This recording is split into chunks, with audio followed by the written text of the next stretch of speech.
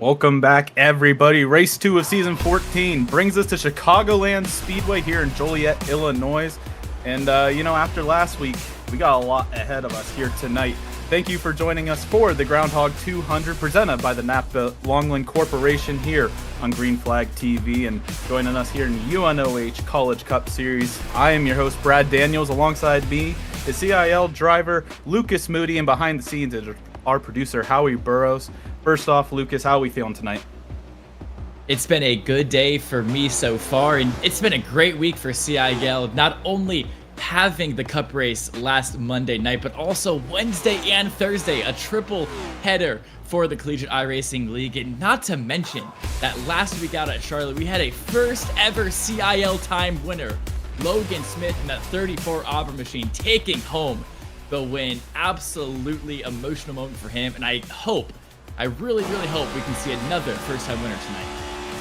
This is the season to do it. A lot of the hard hitters we've seen in seasons past have not really been in the field these last couple of seasons, opening the door for a lot of opportunities for a lot of these students and alumni alike. You know, we got Auburn, who's sitting on top of the standings for the first time, I believe, ever here in the College Cup Series. But right behind them, we're actually looking at them right now. You got Tyler Skozen in that 28 for UNOH. And then, a lot of the other schools that are shaking up the party right now.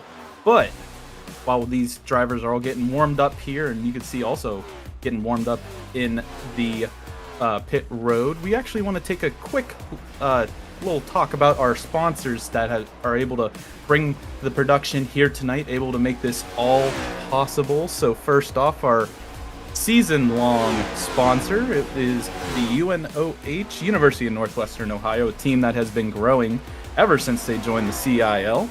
But nonetheless, looking for a land a career in iRacing?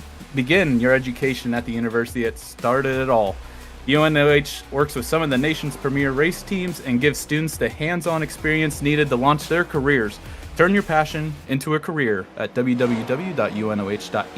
Again, that is www.unoh.edu. You'll see it on Tyler Skozen's car as you drive by as well. So look up anything related to the University of Northwestern Ohio. And so right now, also, along with this, we got the race sponsor, of course, NAPA Longland Corporation.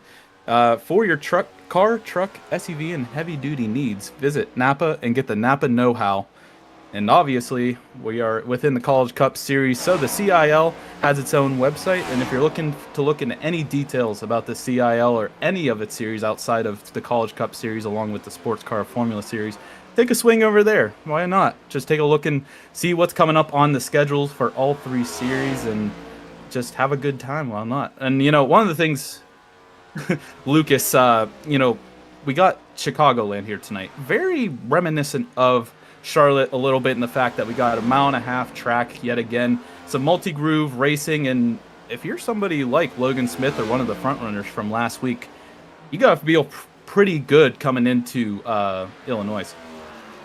Yeah, 100%. They are very similar tracks in the way that you race them, even though they look absolutely completely different. You think Charlotte has the quad oval compared to the tri-oval here at Chicagoland. Also, that back straight at Chicagoland connecting turns 2 and 3, well, it isn't very straight as much as it is slightly curved to the left, but it is very similar in how you drive it, very similar with how many lanes are viable during the race. And of course, this track is a tire killer, just like Charlotte Speedway is. So it's going to be a very interesting race out here tonight. And yes, the people that were the front runners last week definitely should feel good about their chances here.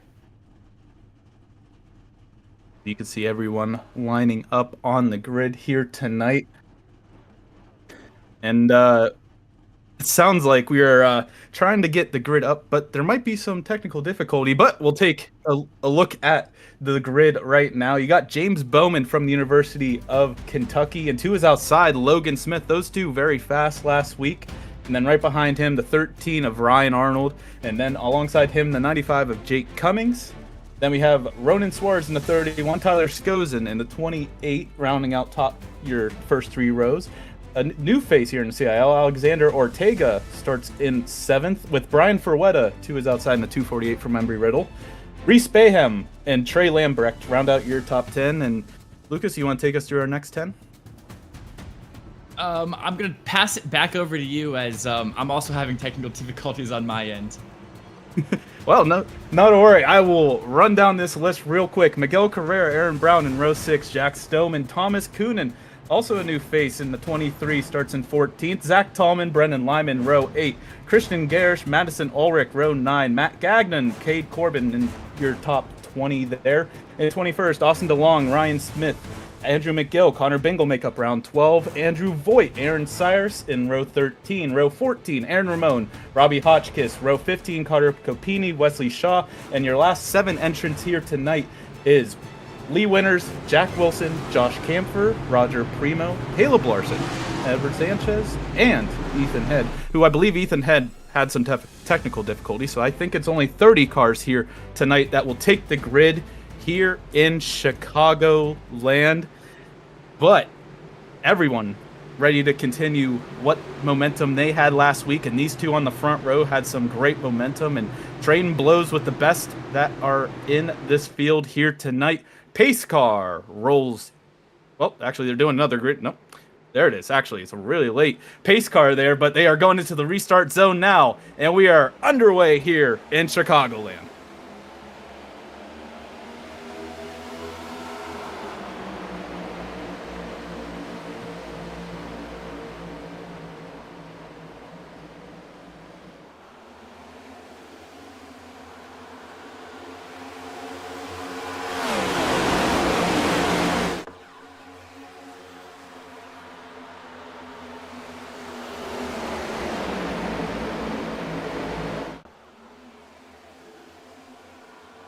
Coming across the stripe, James Bowman is going to be able to hold on to the lead for now, but Jake Cummins is roaring up the outside, coming into turn 1. He's using that outside lane, trying to get as much as momentum as he can through turns 2 to maybe give a little bit of pressure to the 18 as they come down the backstretch. And you see everyone 3 wide actually further back in the pack. It's a chaos when you look further back in the midfield. Yeah, and last week's winner, Logan Smith, and our current championship leader, drops all the way from 2nd down into 9th position is where iRacing is scoring that car. And oh no, we have carnage already. That's the 78 of Brennan Lyman around. He made contact with the 43 of the 43 machine. Not sure who drives that, but that is going to be a very early caution here tonight. 43, that's Trey Lambrecht from Texas A&M San Antonio. And, you know, Brendan Lyman, it looked like, obviously, a lot of chaos on that opening set of laps, but a little bit of domino effect is the undoing for the 78. You can see a little bit of bobble in there coming out of turn 4, and the 43 gets collected up with that panhandle machine coming across this stripe. And you were watching it live pretty much. They were 3 wide here. You got the 25 of Jack Stoneman to the inside there, and just a little bit on that right rear corner panel is all that's gonna happen, and get the 78 right around into that outside wall across this stripe. Nothing crazy, but Lucas nonetheless repairable. Yeah, it looks like Stoneman scared Lyman a little bit, and maybe that plus a little bit of netcode caused the 78 to really go all the way up the track, make a little bit of contact with Lambrecht, then he made contact with the wall, and that's really what put that 78 spinning. And from there, unfortunately, Trey Lambrecht was just a passenger, really know where he could go, and that's going to take him out of the race. We also might want to get a look at what happened to our 2nd place starter, Logan Smith, who, like I said earlier, started this race in 2nd, dropped all the way down to 10th, so we'll get that pulled up for you very, very shortly, and here it is right now. Usually, you know, we're following the people that are jumping up through the field throughout the race, but Logan, he had that great week last week, obviously, the best way you could start out a season, and I got tricked by the pace car as well, and, you know, when these guys took the green flag, Logan Smith went the absolute wrong direction, so we're actually going to ride on board here and see what happens with the 34 through these first set of corners. So on the outside, he's got the 14 to his inside. Oh, a big, big snap of understeer there as he just lost all of his momentum in the middle of the corner. Cummings is able to get past him. You see the 16 of Aaron Brown getting past as well as he's currently on his inside. And I think just one loss of momentum really snowballed into a loss of confidence, a loss of grip, and really just an overall loss of positions, as that is a really shocking start to the day for that 34 machine. But I'm sure that by the end of the night, we'll see him back up at the top. Now on board, and yeah, you see this tiniest snap of oversteer. It's just cold tires at the beginning of the race, got a little too aggressive on that loud pedal, and it's just going to put him all the way down the order. Unfortunate start today for the 34 machine. You know, we only had about 2 laps of green flag running, but a lot of movement. And that 16, we actually you did point out, Lucas, of Aaron Brown from Eastern Shore Community College. He's gone up 6 positions through all that calamity, and also, like we said, the 2 of Logan Smith back to 10th. And, you know, with this little bit of green flag action, everyone trying to remember they're on cold tires and trying to keep the car under them. But tonight also was a very, at least from what the stewards said and management altogether, is that it's a very hot day here in Chicagoland, which, you know, we're in the middle of winter, but just think about it that way, where it is very hot in Chicagoland here tonight. And a lot of these drivers are going to have to take care of their tires, but at the same time, try not to burn out everything they got. While Brennan Lyman, you can see he's coming back out of the pits and ends up with an end of line. So he's going to have to fight his way through the field to get back to where he was. Yeah, and interesting championship battle that's currently happening on track. 4th place in the standings is that 95 of Jake Cummings. Right behind him, separated by literally only 1 point in 5th place, is actually that 18 machine of James Bowman. So we currently have our 4th and 5th place starting 2nd and 1st on this restart, and they're only separated by 1 point. So make sure to keep an eye on this battle, as I'm sure it will be a fierce one. Just like that, the lights on the pace car are back off. It's going to take its very delayed trip into pit road, crossing across a lot of that inside apron there. James Bowman still at the top here of the standings, brings everyone to the restart zone, and we are back green here in Chicagoland.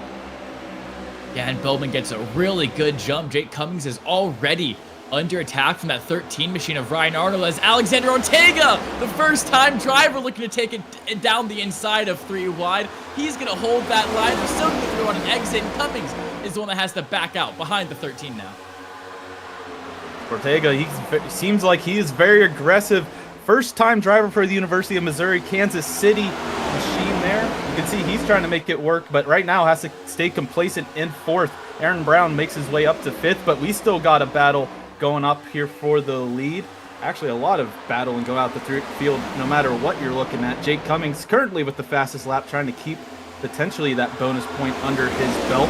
But there's a battle for 5th ongoing between Reese Bayham, Aaron Brown at Eastern Shore, Auburn battle that, you know, those two have been added a little bit early in the season. Nonetheless, Auburn and Eastern Shore, Brian Ferletta also right there. You can remember last week where he was actually in the lead and battling for the lead, but he ended up in some trouble that ruined his night prematurely. So he's going to try and make his way up through this field. Reese Bayham's going to close off that try for 5th place, but right now that battle for Ronan Suarez and Aaron Brown now for 6th.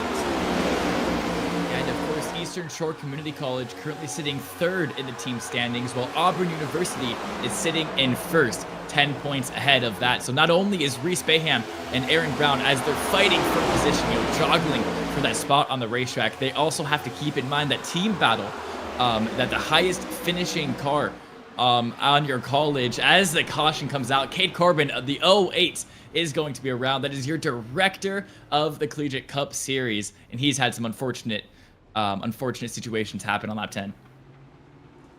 At University of Alabama Huntsville machine, a little more dirty in this early part of the season than what he would have liked. We're gonna take a look back here, coming through 3 and 4. You can see the 08 is just looking to the inside, and just gets right rear hooked into that outside wall. Maybe he thought, I don't actually know who that was that he got into. That's a new paint scheme, and I can't tell from this angle, but he got right rear hooked.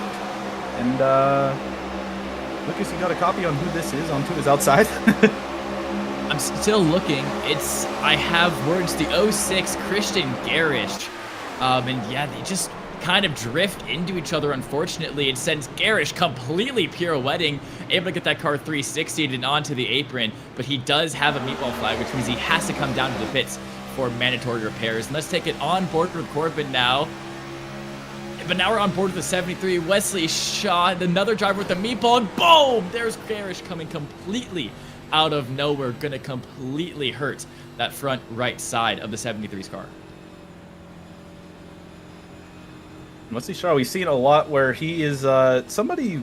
Typically, I feel like he gets dealt the bad hand when it comes to a lot of these wrecks. So he is gonna end up with a little bit of damages as well. But while that was all unfolding, Jake Cummings from Converse University took the lead. He actually has won here before. It was not 2 seasons ago, but 3 seasons ago. Jake Cummings was able to take the reins here at Chicagoland and pretty handily won that one. So the 95 is going to try and be the first time Chicagoland repeat winner, but he's got a lot of drivers behind him who have never even been here before. James Bowman, Ryan Arnold, Alexander Ortega, really all of these fresh faces this season. And now this is how Jake Cummings took that lead. He's around the outside of turns 1 and 2. There he gets a great run coming off at 2. It gets blocked off though by the 18 machine. Cummings is going to look high once again, look for another run around the outside. He does get it this time. Look at that momentum, look at that speed. The 95 is able to carry around. The 18 can do nothing but watch as the 95 sails past him. And now you have to start thinking, you know, a lot of these drivers are maybe going to try and take it easy here. We got 2 cautions in the first 5 laps of green flag running, and unless you're Jake Cummings or really anyone here in the top 3, I would really say you've kind of been having a little chaotic race depending on cars flying everywhere here in Chicagoland. It doesn't offer a lot. Well, I should say it offers a lot in you know, watching it and also commentating on it.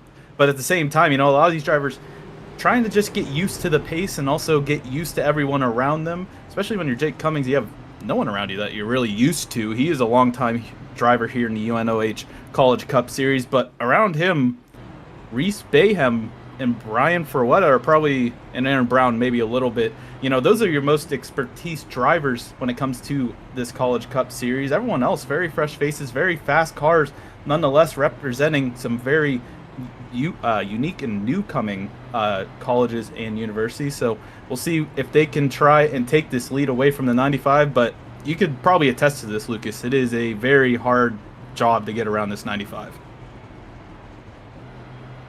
Yeah, definitely. Jake Cummings is one of the most experienced drivers, not only in the Collegiate Cup Series, but also in Formula College and the Collegiate Super Sports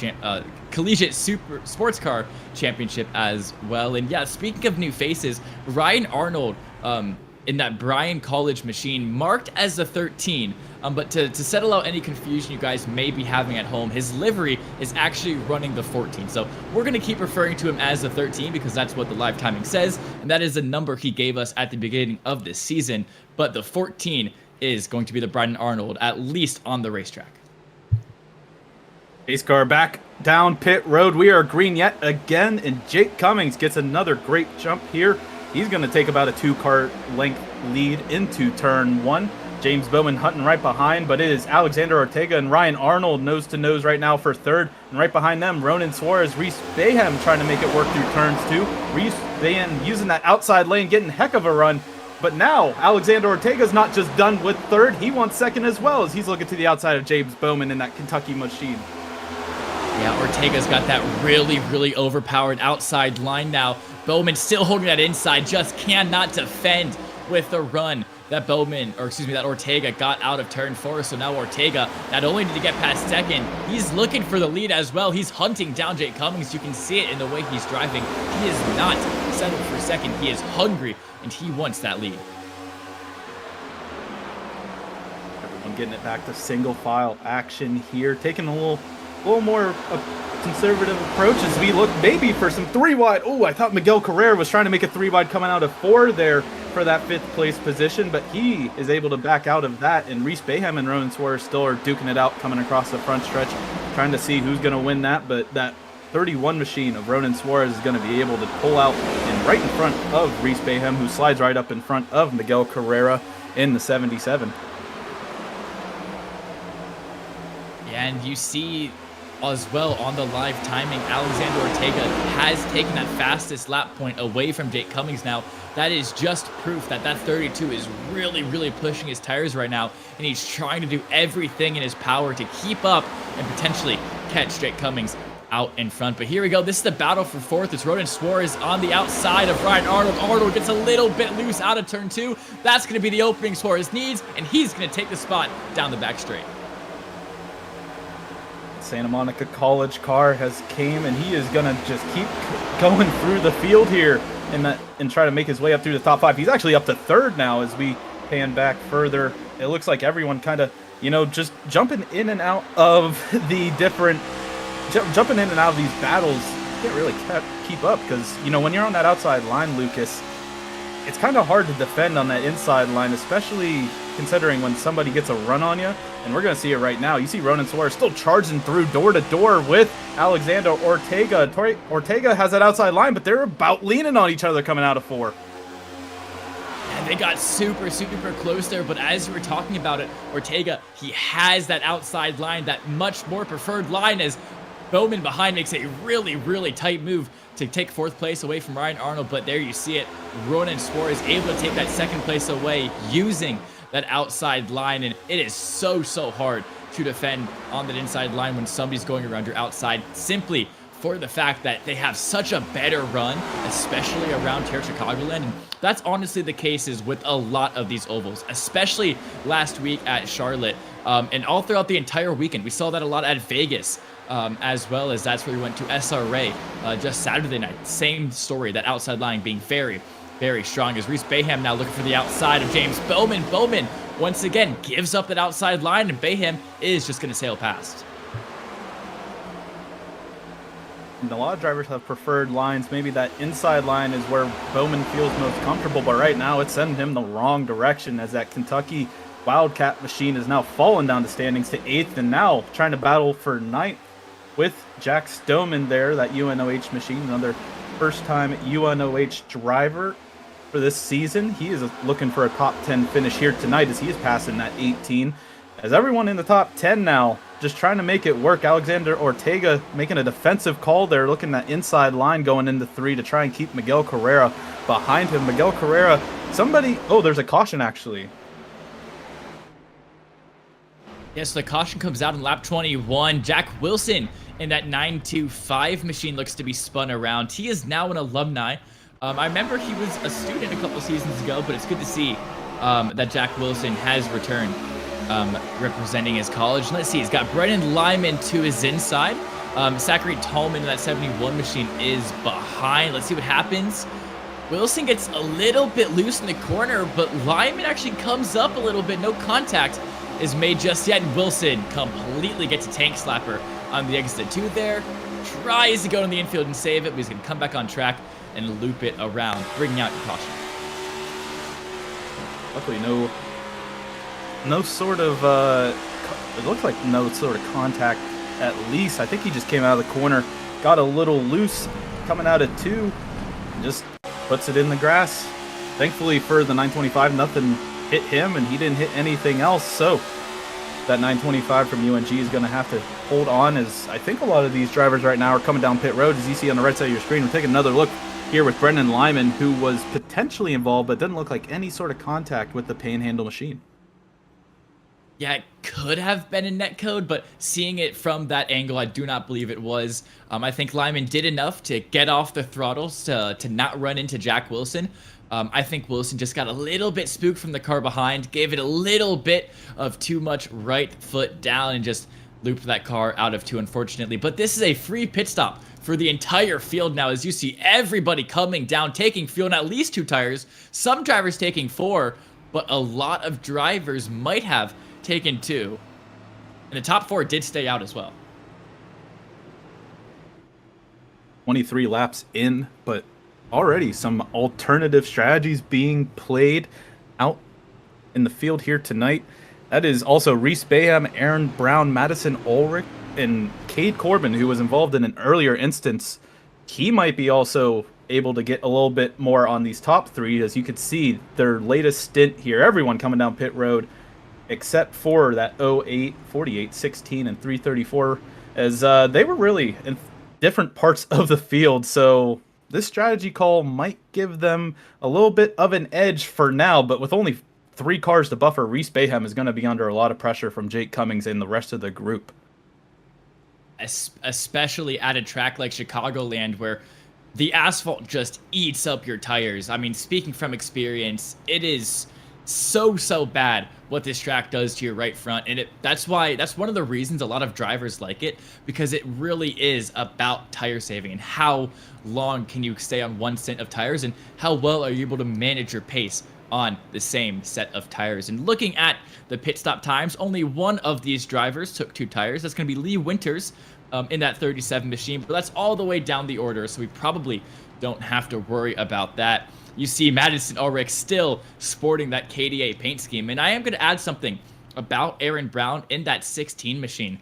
I saw him, at least how I know from his driving style, he is one that likes to save his tires really heavily and not get himself caught up with battles early on. So I think that he thinks he did enough tire saving the first 24 laps to be completely on pace with the rest of these drivers, even though he's on much older tires.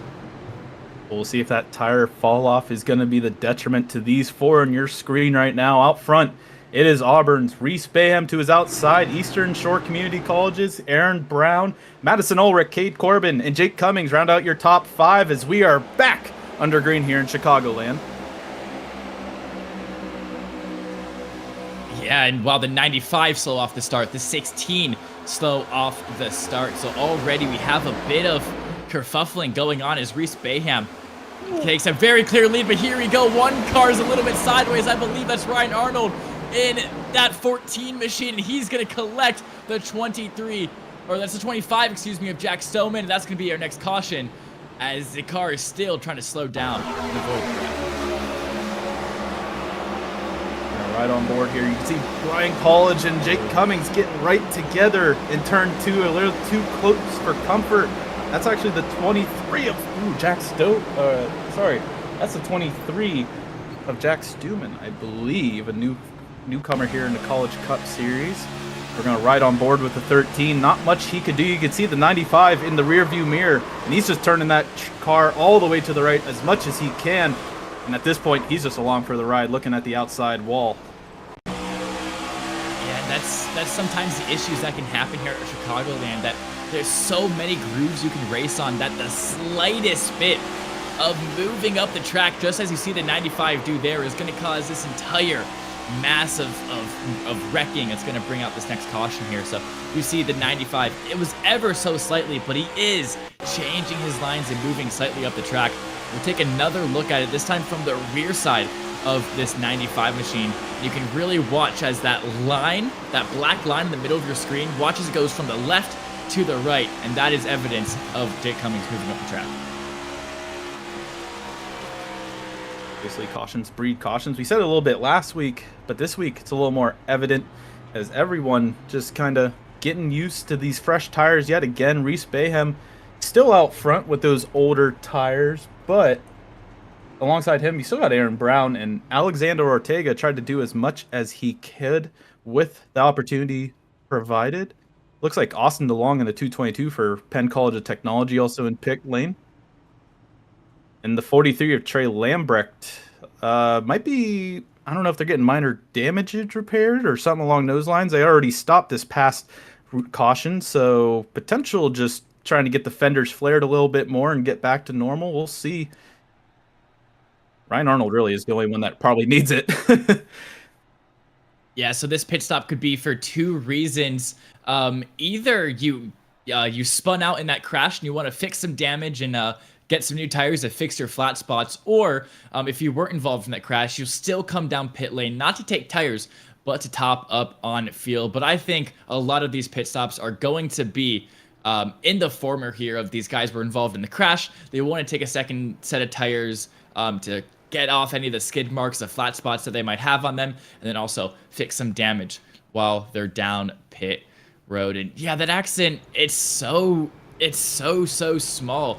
The movements that sometimes brings out these cautions here at these big NASCAR ovals like Charlotte, like Chicagoland, like Auto Club especially, but sometimes that's all it takes. And 23 was actually Thomas Coonan, who is a new face from the University of Missouri. That was who was involved in that 23, that last caution.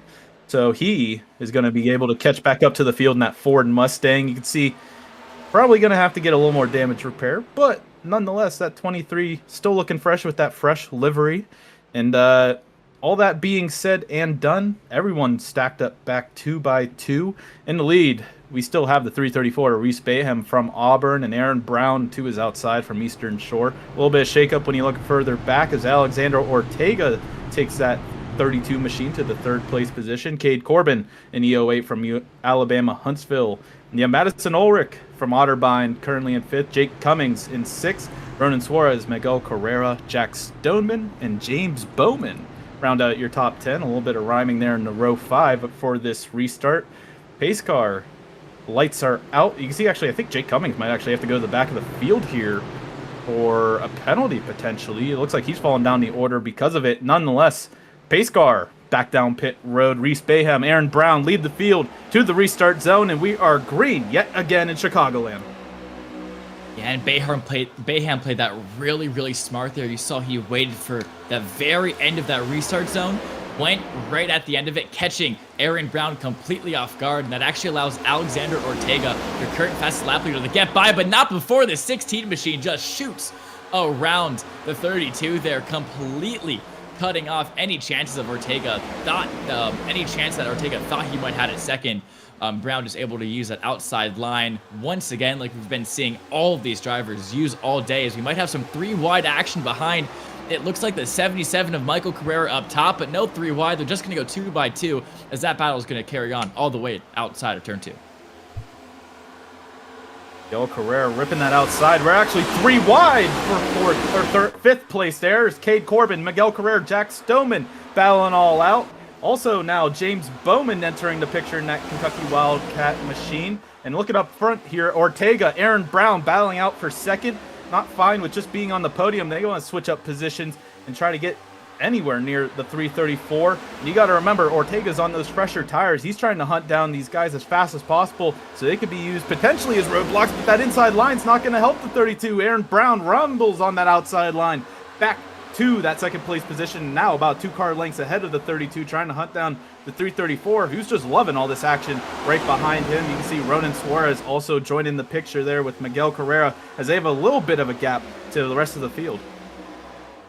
Yeah, Aaron's playing it super smart. When he knows that the 32 is looking for a run, looking for a move, Aaron Brown actually takes away that outside line from him when he sees that. But that time, he went for the inside line, going for the more conservative line, trying to save his tires. But unfortunately for him, it allows Ortega to have that outside line. And Aaron Brown is not going to be able to defend from this move at all. And Ortega looking for 2 and 1, as he's now on the outside of Reese Bayham. And Ortega picks off the 334, picks off the 16, and he's going to take the point for the first time this race. 2 by 2 for the podium positions here, but Ortega's going to overtake everyone and take the point yet again. Ronan Suarez on that outside line, currently in 3rd, passing, looking to the inside now, going into 2 from the 334. Reese Bayham, in the pretty much the matter of 1 lap, has gone from 1st to 3rd because of his older tires. You can see they're hurting that 334 along with the 16, who are actually battling it out now for that 3rd place position. Eastern Shore trying to get that 3rd place away from Auburn University, and now he's going to be able to do it, as everyone else now trading positions up in the top 5. And as we say that, there's a couple battles going on out throughout the field, but nonetheless, this top 5 is getting antsy as the battle for the lead is ongoing. I don't think Brown or Bayham is too concerned about losing those spots. I think that they kind of have still done what they wanted to. Their plan is still in motion. It's still working. They've still gone way up the order by staying out on these older tires. And there's still, you see, Aaron Brown just taking that inside line, using that much conservative line to save his tires, and see how long he can get these things into the race. As, whoa, Ortega going all the way down the track, as Suarez has his outside lane now. If the 31 is able to keep that right side quarter panel of the 32, he might be able to get the move done. He does. Side by side with the triover they go, and Suarez takes the lead for the first time this race. Santa Monica to the point, and those are the first ever laps led for the podium, Missouri, Kansas City for Alexander Ortega, but they were short-lived as that 31 made that outside work. I think that maybe the 32 got out of sorts coming out of 2, but it looked like he was just really far down the track coming down the backstretch there. So not sure what happened to the 32, but nonetheless, he's going to be still on the bumper of the 31. You can see some lap traffic maybe up further on the way, but all that being said and done, Miguel Carrera now has the fastest lap and the last spot on the podium. That 77 is on a mission right now. He currently, that University of Houston downtown machine, battling on the outside, making it work. But also, you could remember, it is hot here in Chicagoland. Those tires are going to burn up real quick if you're not careful. And Jack Stoneman making that fast for 5th there as Reese Bayham continues to go down the order. But like you said, Lucas, they're not too concerned as long as they're not getting wrecked.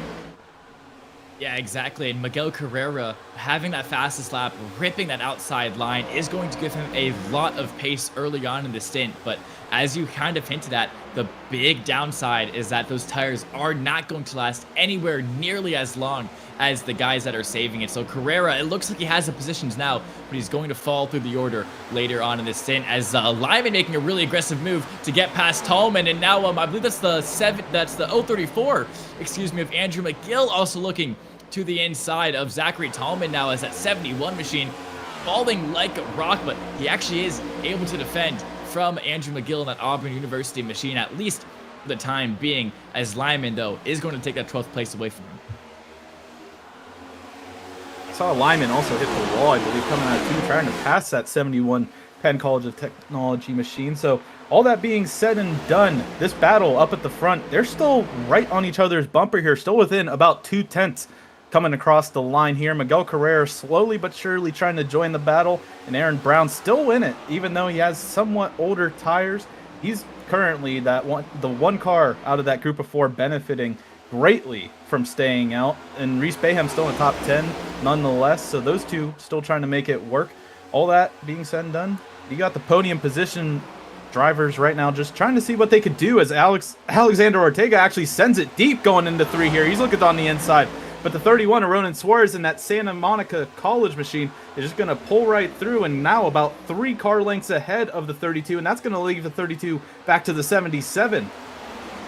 Yeah, that was super aggressive from Ortega. He had absolutely no speed coming down the main straight there, and now Miguel Carrera, who has been ripping that outside line, has been keeping his momentum up, is looking for the move for 2nd place now as Ortega once again drops this inside line. Suarez, Carrera, they're using that high line, and another yellow might come out as Jack Wilson is around. I believe that's also the 6 of Robbie Hotchkiss. Very slow on track, as I don't know how this one started out, but I think it might be between the 6, and it looks like Jake Cummings way up the track. Whoa, Hotchkiss just completely comes down the track out of nowhere as Jake Cummings looks to make the move, but they were so slow on corner exit there. That is such a weird incident for all 3 of those cars involved. That 6 of New England College is Robbie Hotchkiss. We saw, I believe that's Ryan Arnold up on the high side, was a little slow, but I think Robbie Hotchkiss maybe didn't get the call that the 95 was under him. We're actually going to ride on board with Jake Cummings here, who was just sitting there pretty much. You can see Jack Wilson also on pit road, but the 95 just running his line on the bottom side here. You see Lee Winters getting checked up a little bit by Ryan Arnold up there, and Robbie Hotchkiss just gets into the front, the right side of Jake Cummings, and that sends a lot more around than previously thought. Jack Wilson, actually hard into the outside wall going into 3 there. Yeah, as they're all going to come down for a second pit stop now for most of these guys. But yeah, Jake Cummings, who was sent to the back of the line for that incident before, trying to get through this pack, and he's got a lot more speed than the guys on his outside exiting turn 2. And he was able to catch them significantly in the corner, and you might be able to put the blame on him, but I don't think you can at all. I do believe he left at least 1 car's width from him to the outside wall, and I do think the crash was a cause of Robbie Hotchkiss making a really, really aggressive move down the track. I think it was a combination of avoiding action from the guys ahead and maybe getting a little bit loose on the exit of 2, but that's going to be the 2nd incident for that 95 of Jake Cummings, who one of the definite favorites to win this championship this season. Not a good start to the race for him, as he's currently sitting 5th or sorry, excuse me, 4th in the overall standings. He wanted a really good result today, and it just might not happen. And through it all, you see the two drivers that ended up with some meatballs after all of that. And Jack Wilson took some evasive maneuvers, but just an overcorrection throws him into that outside wall. And the engine absolutely gone out of the 925. And I believe that was also Ryan Arnold who ended up with a good bit of damage from everything said and done. Those two still on pit road. And we actually have a couple drivers who stayed out under that set of pit stops. We got Brian Ferretta, somebody who was up at the front last week, that 248 Embry-Riddle machine, trying to shake things up with Andrew McGill from Auburn and Logan Smith also from Auburn. So, you know, Auburn might be making a little bit of a strategy call altogether outside of Reese Bayham, who needed some fresh tires. Those two sticking it out. And then you have Alexander Ortega, who beat Ronan Suarez out of pit road. And Aaron Brown still right there in the 6th place position with Miguel Carrera, James Bowman, Jack Stoneman, and Cade Corbin. I think I'm going to have fun saying James Bowman, Jack Stoneman every time that ends up side by side. But nonetheless, all these drivers getting ready, have some fresh tires, so they have to remember the older tires at the front, but also the cold tires underneath their car as well. Yeah, and throughout the entire field, it looks like every single person took 4 tires, besides Andrew Voigt, currently sitting 12th, and Jake Cummings, currently sitting 15th. But since Jake was involved in that last incident, and CIL is doing a new thing where instead of placing drivers at fault and giving the driver at fault in EOL, all drivers involved in the wreck get an end-of-line penalty. So I assume the 95 is going to drop back and serve that EOL, but we're about to go green here again. Brian Ferretta leads the field back to the green flag as he gets a huge jump in front of the Auburn teammates. Both of them stalling out a little bit there compared to the 248, and everyone getting a little crazy behind them. Turn 1, 3-wide action with Alexander Ortega, Aaron Brown able to take it through. Ronan Suarez 3-wide. They're coming out of turns 2. Ronan Suarez is going to lose out on 2 spots easily there. Aaron Brown has actually been the big winner of this whole thing. He's going to try and get second away from Logan Smith, last week's winner. Yeah, Aaron Brown now on even tires with the rest of the playing field. He's going to look for the 3-wide move down the inside for the lead. He's just got Alexander Ortega, but that outside line is so strong here, Brad, that the 16 is just going to have to file behind as Logan Smith now under attack from Ronan Suarez at 31. Once again has an outside line. I feel like a broken record at this point, but Ronan Suarez is going to take 4th place now. Oh, geez, they get door-to-door coming into 3 there. I was going to say, when they're side-by-side to each other, that's just going to happen, but it looks like a little bit of door smacking there going into 3 is going to give the 31 an easy 3rd place position, but Aaron Brown is not going to be happy after that one. He is going to be trying to do whatever he can to get back to the back bumper of that 31 as Alexander Ortega slowly reeling in that Embry-Riddle machine of Brian Ferretta. Ferretta, somebody we saw in seasons past have great speed and pace, but right now on those older tires, it's just imminent that that 32 is going to try and do a move just like this going into 3. The 32 on the inside, the 248 Brian Ferretta, and the outside coming out of 4, nose to nose coming across this stripe. The 32 trying to use the apron, use as much of the track as possible with what is given to him, and he's going to send it in deep going into turn 1 to reassure he can maybe make a slide job coming out of turn 2, but Ferretta is actually doing a great job on those older tires and going to get a great run coming through 2. And now Ronan Suarez joins the picture. It's just so tough to get a slide job done here at Chicagoland. That outside line just has straight up too much speed to get that move accomplished. Even though Ortega sent it all the way down the inside, still couldn't get the move done, but he's still looking for the lead. But Tallman is going to be around in the pit lane, gonna bring out our caution, and unfortunately, Brad, ending the amazing battle we had for first there. Look back here at the replay. You got Connor Bingle. Oh, that's Zach Tallman right there, and also Connor Bingle right in front of him is currently running front to back here, going to 3 and 4. Coming out of 4, Bingle, loses it, going into the outside wall, and the 71 couldn't go anywhere. He couldn't have predicted any of that to happen right in front of him. That's going to send him into pit road, hitting that furnished inside wall there on pit road, as we're going to ride on board with Connor Bingle. So watch as he just gets a crazy snap of oversteer completely out of nowhere. And I mean, it's honestly just the Gen 7 striking again as a little bit too much of that throttle pedal on the exit of 4 there is going to completely catch out Connor Bingle.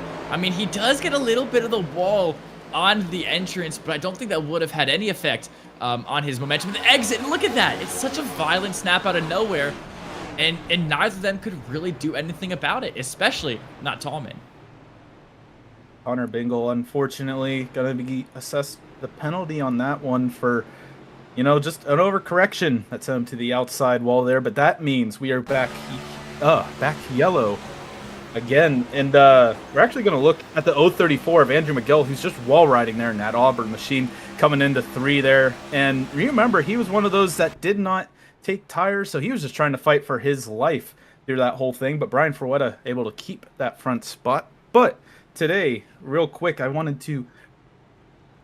we're gonna actually take a quick commercial break here while we have the time, while we're under caution, nobody under pit road speed. So we will be right back here at Chicagoland for the Groundhog 200 presented by the NAPA Longland Corporation. We will be right back. Looking for a college where you can learn by doing? The University of Northwestern Ohio puts the wrench in your hand and your future in motion. I would recommend UNOH to anybody who wants to excel in this industry. With industry connections, cutting-edge equipment, and programs in automotive, diesel, high performance, robotics, and more, this is education that works. You will come to this school and you will leave 10 times what you were when you came here. Apply now at unoh.edu.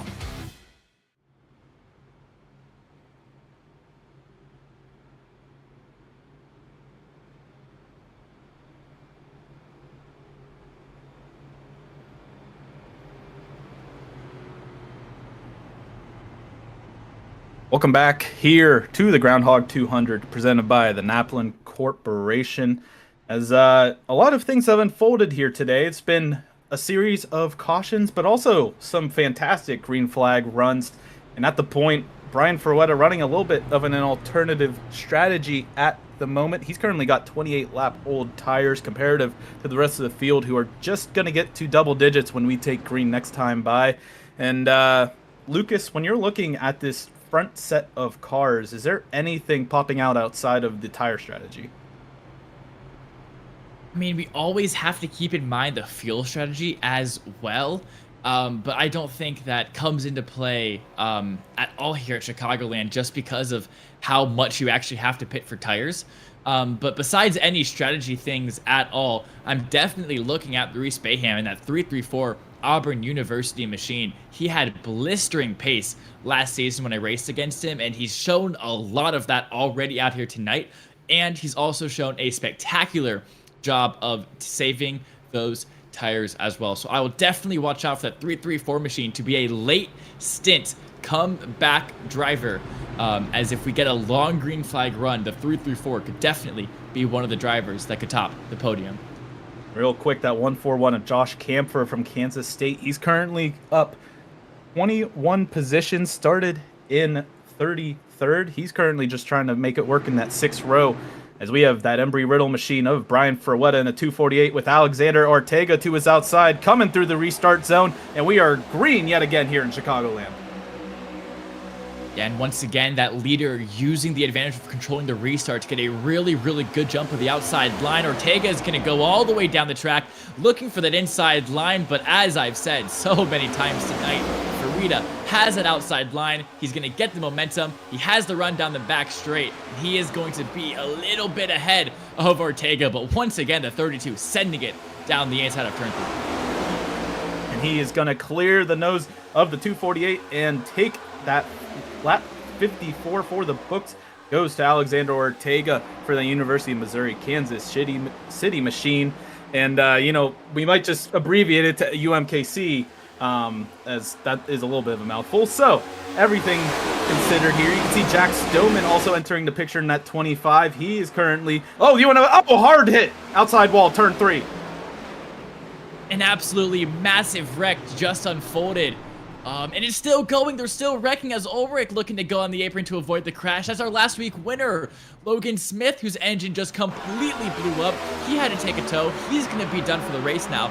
Let's see how this all kicked off. It's Logan Smith on the inside. You see the 31 slightly drifting up the track into Stoneman.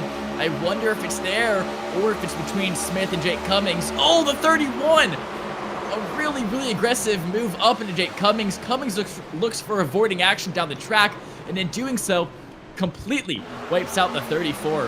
And that's going to be the third incident that Jake Cummings is involved in for tonight. A super unlucky night for that Converse University machine. And it looks like he just wasn't expecting the 31 to be up there. Oh, hard hit to Josh Camphor up there as well. Logan Smith, Jake Cummings, and Camphor, along with some extra brutality hits there. That is Carter Copini, I believe, and some of the other drivers a little further back in the field getting caught up in this incident that happened right at the top 5.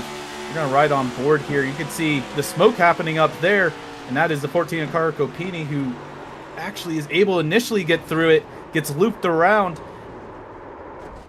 and up into the wall, unfortunately, for that Paul Smith College machine. He's not the worst one to come out of that wreck, but still nonetheless a little bit of damage, and that sends a lot of drivers down pit road for more than just tires.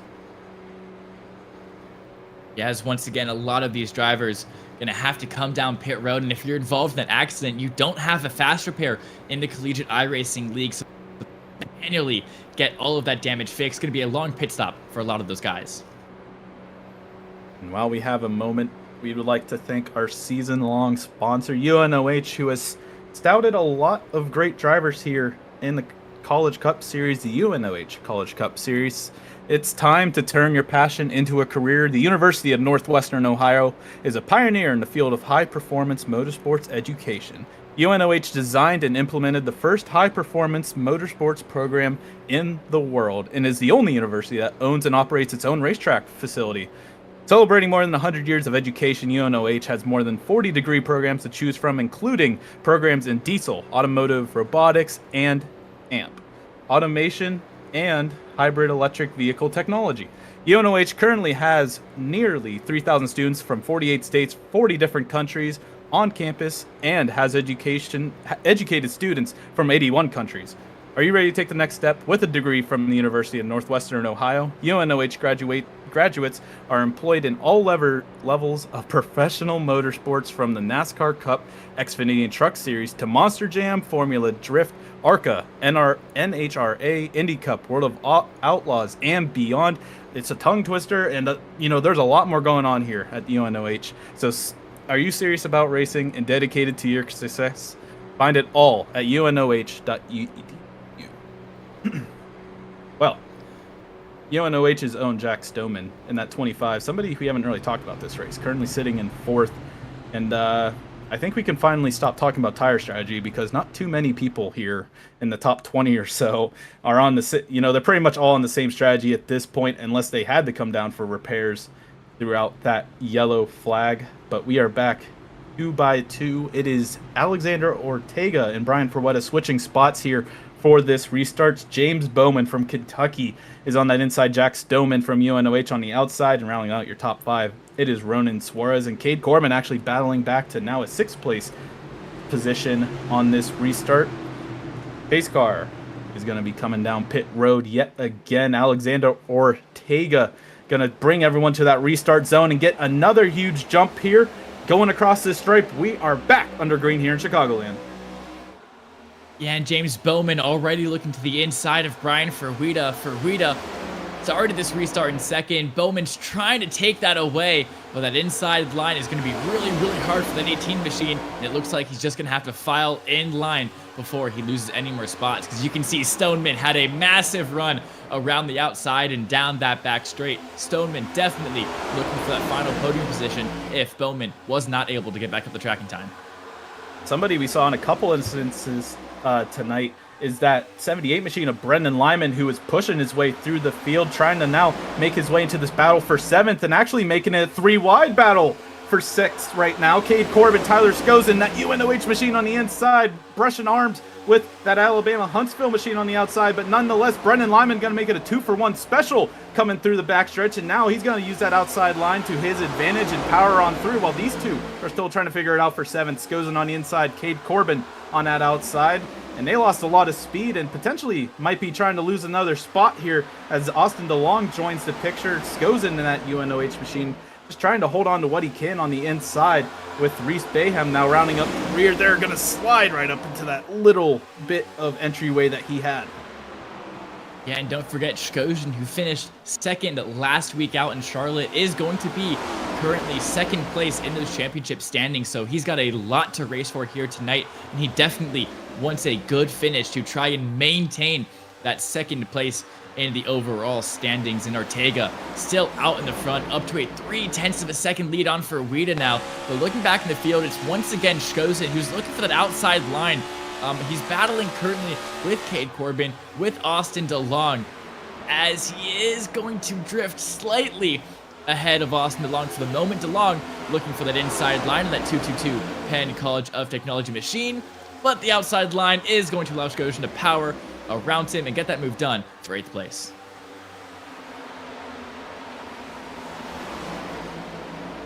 You know, here at Chicagoland, everyone, we're getting to about the halfway point. We just actually passed it with that last lap.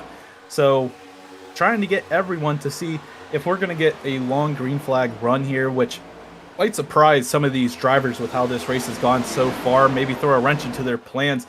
And one of those drivers, and Brian Ferwetta, who has been, sitting there and currently has about 20 lap older tires, still holding on to that 2nd place position from everyone else in these fresher tires, just using that outside line to his advantage and defending that 2nd place spot from James Bowman right now, who's trying to take away anything he can from the 248. But if you're Alexander Ortega, one, you're probably loving that you have a car on older tires behind you, just trying to keep his position. And 2, it's kind of impressive right now that Brian Ferwetta is on 20 lap older tires and keeping pace with the leaders. That 248 not lacking in any type of speed, but nonetheless 20 lap older tires or 20 lap older tires. So this might be a learning moment for a lot of these leaders. Maybe, you don't have to worry about having that big of a tire disadvantage if they can run like Brian Ferwetta is right now. Yeah, and you have to think that these drivers that are able to save their tires better and able to completely eliminate pit stops out of their strategy because of it should definitely have a leg up on the rest of the field here in tonight's race. But they do have to be careful about completely eliminating a pit stop like that, is that you will be slower after not taking new tires. So Ferwetta currently is on older tires after taking a pit stop, and he got the track position, but another yellow as Cade Corbin once again is around. That's going to be at that backside straight. As you can see, it slightly curves. We're going to take a look at what happened to the 08 machine, as this is actually coming out of the tri-oval. Into turn 1 they go. He's got Austin DeLong in that 222 machine up front, and once again, Corbin just completely loses his rear end in the middle of the corner. He's going to spin it around, bring it to a halt at the wall of the exit of turn 2. Not much to it. I mean, these next gens, you can see could be a handful, and just right around goes Cade Corbin. We're going to take another look here. And, we do talk about aero block and some aero difficulties with these next gens. And maybe just a little bit of turbulence there for the 08 just sends that car around. Maybe also a little too anxious on the gas. We'll get that back end right around. And we're going to ride it along here with Cade Corbin. And just barely up into right in front of the 08. And that potentially might have taken that air right up off the nose and just got that car a little unsettled here going into the backstretch. Luckily, not the hardest hit we've seen tonight, but everyone going to be able to get past the 08 that's on the lead lap. And you can see currently we do have 20 cars on the lead lap as everyone's sending it back down pit road. Might as well get some fresh tires again and maybe make it to the end of the race on this fuel strategy. But like you said, Lucas, it's not really about the fuel here. It's about the tires. Yeah, 100%. And of the 35 drivers we had started it, you're completely correct. Only 20 of those remain on the lead lap as we approach lap 6-7 here, as well as 6-7 to go. We're exactly halfway through as production hit us with a double 6-7 there, which I absolutely adore. Unfortunately, nobody is running the 67 in tonight's field like we've seen some other leagues, but it is an absolute madhouse on the exit of pit road as everybody's jostling for position. And you see Madison Ulrich going to be the winner out of pit road, but it does look like she stayed out. I believe just at 48 stayed out on 16 lap old tires, but second through 17 did all come down pit road. Trying to maybe get some extra points or just overall experience here. Trying to maybe get that advantage is the 48 of Madison Ulrich from Otterbein University. That 48, you know, we saw her up in the field earlier today. And, the 48, well, Lucas, again, this is the KDA, correct, livery? Yes, KDA, which it stands for kills, death, assists. So it is a very common term that I'm sure many FPS or any games that involves killing other people would know about. But yeah, KDA is the name. Once again, it is a fictional band, fictional K-pop group made up by Riot Games, based off 4 of their League of Legends characters. And I have now been given an EOL because I'm talking too much about League of Legends. And of course, our production is a big Dota 2 fan. So that's going to put me straight to the back of the line. And I will now go to jail / timeout / whatever production sees necessary. I don't know if I'm going to see that on the penalty report after the race. I really want to, but I don't know if we'll see that. Nonetheless, all that being said and done, the big winner right now is Madison Ulrich, going to lead the field in the Otterbein University machine. And right to her outside is Alexander Ortega, who has been up in the field, currently has the fastest lap to go with it, with James Bowman, Ronan Suarez, Brian Ferretta making up your top 5 here. Actually, Brian Ferretta is that second car on the outside. So, pace car lights are out coming through turn 4. You got Madison Ulrich going to try and use the 16 lap older tires, see if she can lead a couple of laps here as we get to the restart zone, and we are back underway here at Chicagoland. And Ortega using that outside line now, once again able to try and hold off his position against James Bowman. Ulrich, though, going way up the track. Ortega's looking to thread the needle 3 wide. Ulrich going to fall back 3 or 4 positions there as Ortega fighting with James Bowman for this lead. They're going to be side by side entering 3. They're nose to nose. They're tail to tail. They are right on each other's doors. The inside line looks to have a little bit of momentum as Bowman trying to find something in the middle of the corner, but Ortega using that outside line has that momentum. They're still going to stay side by side entering 1. I think Bowman's going to try to use every ounce of everything out of his tires there as you see he's able to make the move for the first place position easily and now able to clear Alexander Ortega. Madison Ulrich still there in 3rd, trying to battle it out with Brian Ferretta. Actually, the 3 wide behind him, Ronan Suarez, Jack Stillman, and Brendan Lyman, as he's going to use that bottom lane to get around at least Jack Stillman, but Ronan Suarez is going to use the momentum on that outside lane and potentially try to look to the outside of the 48, who hit the wall coming out of 4 there, lost the position to Brian Ferretta, and now Lyman actually going to be the beneficiary of that whole exchange. He's looking to the inside of the 48, trying to take the 4th place position away, has the nose, but we are back under yellow. And unfortunately, another caution comes out, and I think it was very smart what Ulrich was doing as Aaron Brown is going to be around. And I believe, is that Jake Cummings once again into the infield? It might be the 4th wreck of the night for that 95 car out of Converse University, but here we go. We're going to take a look back at it. Aaron Brown looks to go up the track. A big aggressive block. Gets completely hit by the 009 car. Is able to save it, but another nasty snap of oversteer, and it's not the 95. I saw the purple and gold car of the 44 in the infield as he's going to also collect Trey Lambrecht. That's the Minnesota State Caleb Larson. He has been up and down the standings here tonight, but obviously, unfortunately, in the way of Aaron Brown as he gets looped around there coming through 2. And I believe another car gets collected here. That is, the 43 of Trey Lambrecht, who was also part of another instance earlier before. Nothing crazy for the 43, but gets sent to the infield. We'll ride on board with the University of Texas A&M San Antonio. Yeah, here we go now on board as he approaches the crash. And Trey Lambrecht almost gets away, but unfortunately the slightest bit of contact with the 44 machine is going to put him spinning through the infield. But besides that contact with the 44, he was able to keep it outside of the inside wall, so most likely not too much damage for that machine there.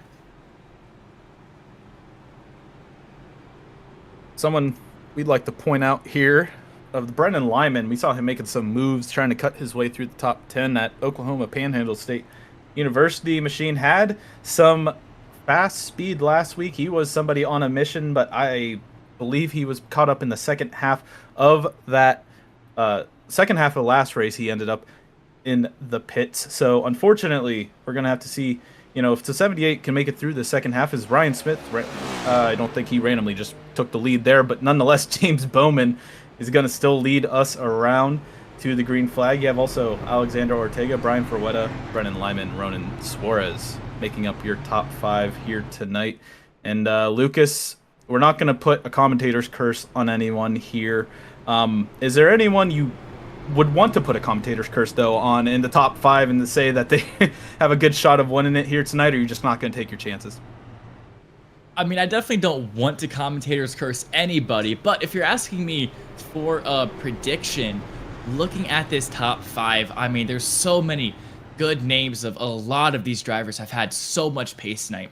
You think about Bowman, who's been up in this top 5 consistently the entire night. Ortega, who's led the race at points, had great pace, and really hasn't dropped outside of the top 3 for long, as well as Ferretta, who's also led this race at times. So has Lyman, so has Suarez, and I think Stoneman even as well has led some laps. So this entire top 6 here already, I believe, has some laps led on the board, and I can see any of them taking home that top step of the podium tonight. But I do have to pick one at the end of the day, and I think I like the aggression that the first-time CIL racer Alexander Ortega is showing.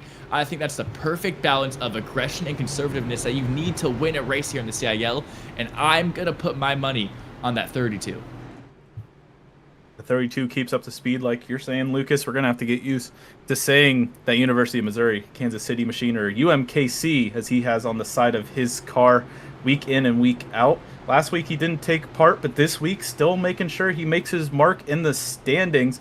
There is a drop week for the standings, so this might get a little interesting if he continues this stretch of great races. I can think back to last season where we had Sean Campbell take away that championship handily because of his second half of the season stint. So if you get a good run together throughout the season, you can easily take this championship away. But we are back under green here with James Bowman from Kentucky taking an easy advantage over the 32. And now Brian Ferretta is going to see what he can do going into turn 1. Yeah, Bowman able to keep that lead, but here we go. Ortega has that outside line of Ferretta. He's going to use that to keep his second place. As well, we have some shuffling behind as a 25 of Jack Stoneman looking for the inside of Suarez, as his teammate Tyler Schkozen looking to maybe get interested on this battle as well. Just behind them, Reese Bayham once again waiting in the wings, but Stoneman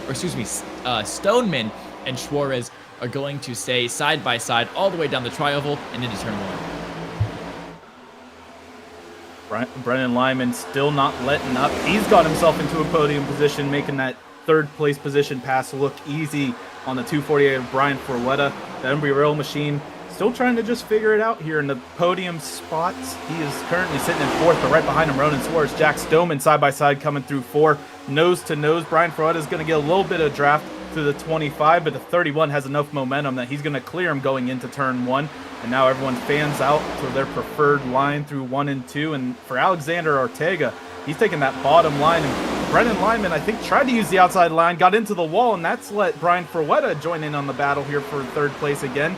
Brennan Lyman, he's been on a tear, but right now that Embry-Riddle machine is not ready to go away. He's taking that bottom line through 3 and 4, but right now Lyman got that outside working. He's going to get the momentum and carry Ronan Suarez with him. That Santa Monica machine is now going to take that 4th place position, and maybe Jack Stoneman is going to make it a 3-for-1 on Brian Ferretta.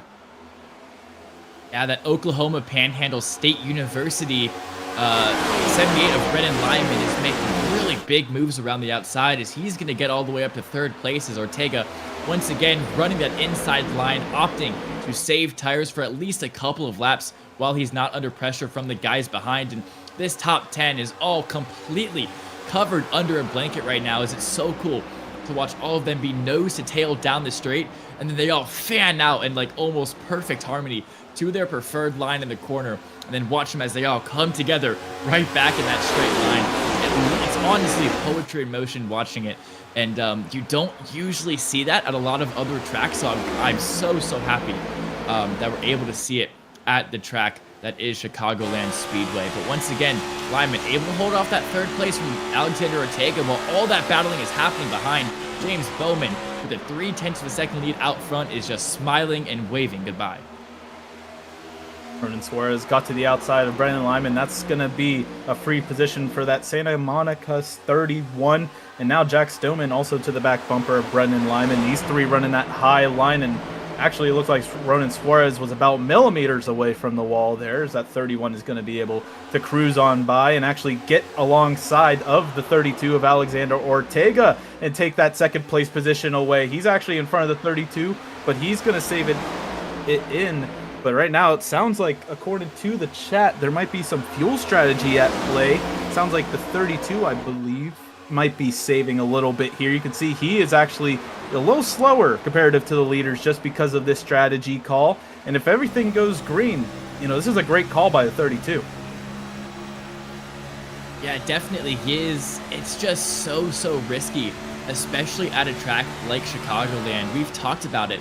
This track is mainly a tire race, and yeah, you can see in the middle of the corner, he's completely off of the gas, no brakes at all, and you can hear he's putting that clutch in as well. His engine completely drops all the way down to 2,000 RPM, I believe it is. Yep, just like that in the corner, drops all the way down before he gets back on the gas and brings it up to about 7.7, 7.8. But no, Lyman's around actually, as it looked like he made contact with Ortega as we were riding on board with him.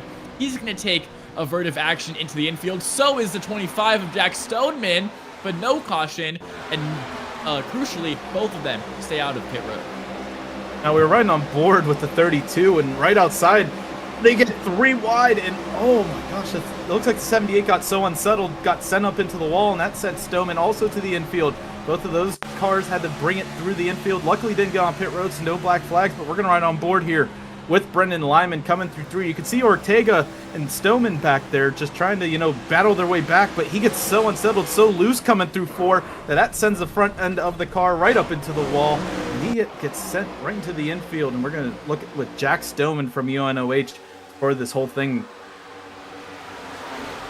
And it looks like not too much damage for any of the cars involved in this, as maybe Lyman got a little bit of damage, and maybe Stoneman got a little bit of right side damage from hitting that wall, but both of them able to keep their cars pointed in the right direction, and crucially out of any heavy hits with a wall or any of the other drivers.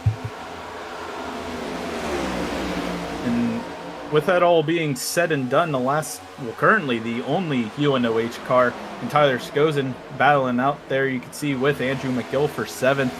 And, you know, that pretty much gave everyone here a free 2 positions due to that little incident coming out of 4. So James Bowman still 0.3 ahead of Ronan Suarez, but Ortega is about a second back now to this group.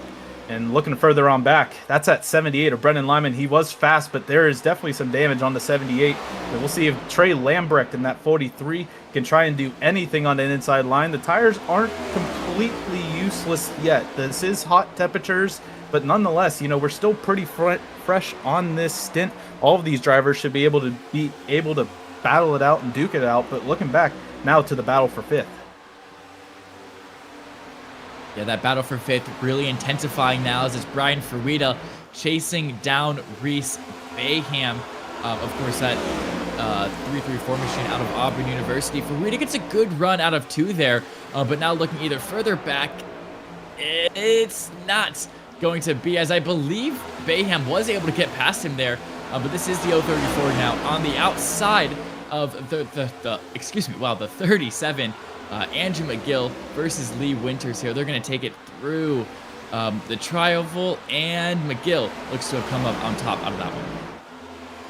Somebody we didn't even mention along with this is Austin DeLong from the Penn College of Technology. He is trying to make it onto the podium in that 222, currently leading the alumni class, trying to use that outside line on the fuel-saving Alexander Ortega, who was very happy to not see a caution because of all that calamity that happened to his outside a couple laps ago.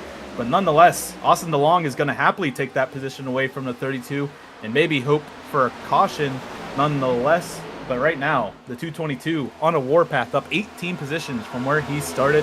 Now on the podium, maybe looking for more. He's got about 0.5 of a second to try and get back up to these top two. And you're looking right now at your top climbers here during the race. Lee Winters in that 8th place position, along with Austin DeLong, your top two.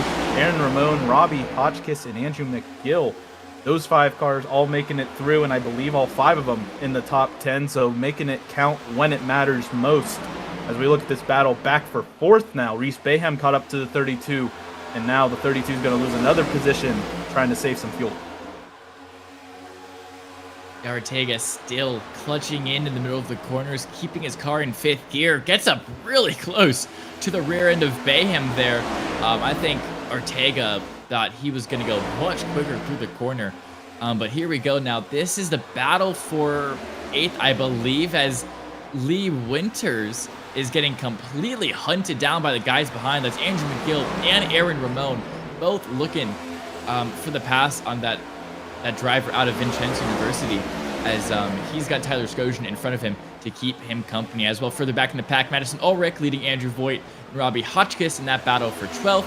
And now right back up to the battle for this top 6. You see those guys, those top 6 drivers have pulled a 1.8 second gap from Tyler Skosian in 7th. They have done a magnificent job of maintaining their pace, especially you think about Alexander Ortega in that 32 car, who is currently saving fuel and opting to maybe see if he can take these tires and this fuel tank all the way to the end, the remaining 42 laps. If he can, it could be what puts him on the top step of the podium. But it's going to be super, super difficult, if I'm being completely honest, because not only is he going to have a complete drop-off of pace when those tires start getting worn down and overheated, but also saving fuel lap after lap is going to hinder his pace very, very badly.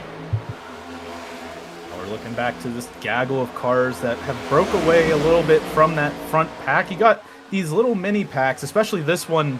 Like you said, Lucas, these cars can end up being in a little bit of a blanket. It's not a draft-dependent track by any means or anything like that, but it certainly does help on the front and back stretch. So these guys benefiting from the draft, but still now 2 seconds behind that front 6, as we're looking now with Reese Bayham, who that 334 trying to hunt down the 31 and 222 of Austin DeLong. And, if you're Austin DeLong as well, we haven't seen that 222 up here, but he's doing a great job with the pace, at least using the inside line. And Ronan Suarez is going to be defensive using that outside line. But these guys still got to try and get up to the 18 of James Bowman, who's been able to just run freely these past 10 laps or so. Hasn't really had anyone in his area code, at least within 0.3 of his area code. And, after all said and done, if this actually goes green, when you're Alexander Ortega, this could pay off buckets and buckets of benefits coming to your way. But everyone else, if you're Austin DeLong, we don't know if you burned up your stuff. We haven't seen really anyone run a long green flag stint here tonight. So for a lot of these drivers that might be banking on a caution here sooner than later, that might be your demise here as we come to 38 to go now in the Groundhog 200. Yeah, especially when you get these longer green flag runs that force force you to stay out on older tires and stay out till your fuel tank is completely gone because no caution has come for you to fill it up and change out on tires. It's really, really difficult to keep your tires going as long as they are right now, and it's already been 25-30 laps since the last caution. Having to do another 37 laps on that same set of tires is really gonna suck bad, if I'm being completely honest, because I've talked about it much earlier on in this race, but Chicagoland is not an easy track on your tires. It completely eats up at that right front, especially those rears as well. We've already seen many drivers get loose off of corner exit lap after lap. So it's so difficult on all 4 of your tires. It's hard to get one set of tires to last as long as these guys are, but they're going to be forced to if no caution comes out, because taking a pit stop during a green flag is going to send you so far behind and definitely a lap down that it's just not worth doing. No, Lucas, I agree with everything you said there. You think of tracks that typically these next gens have a lot of problems with eating the tires. You might think of Darlington, one of them that comes to mind. And when you come to Chicagoland, the drivers, especially on a hot day, just got to start thinking, how do I save that front right?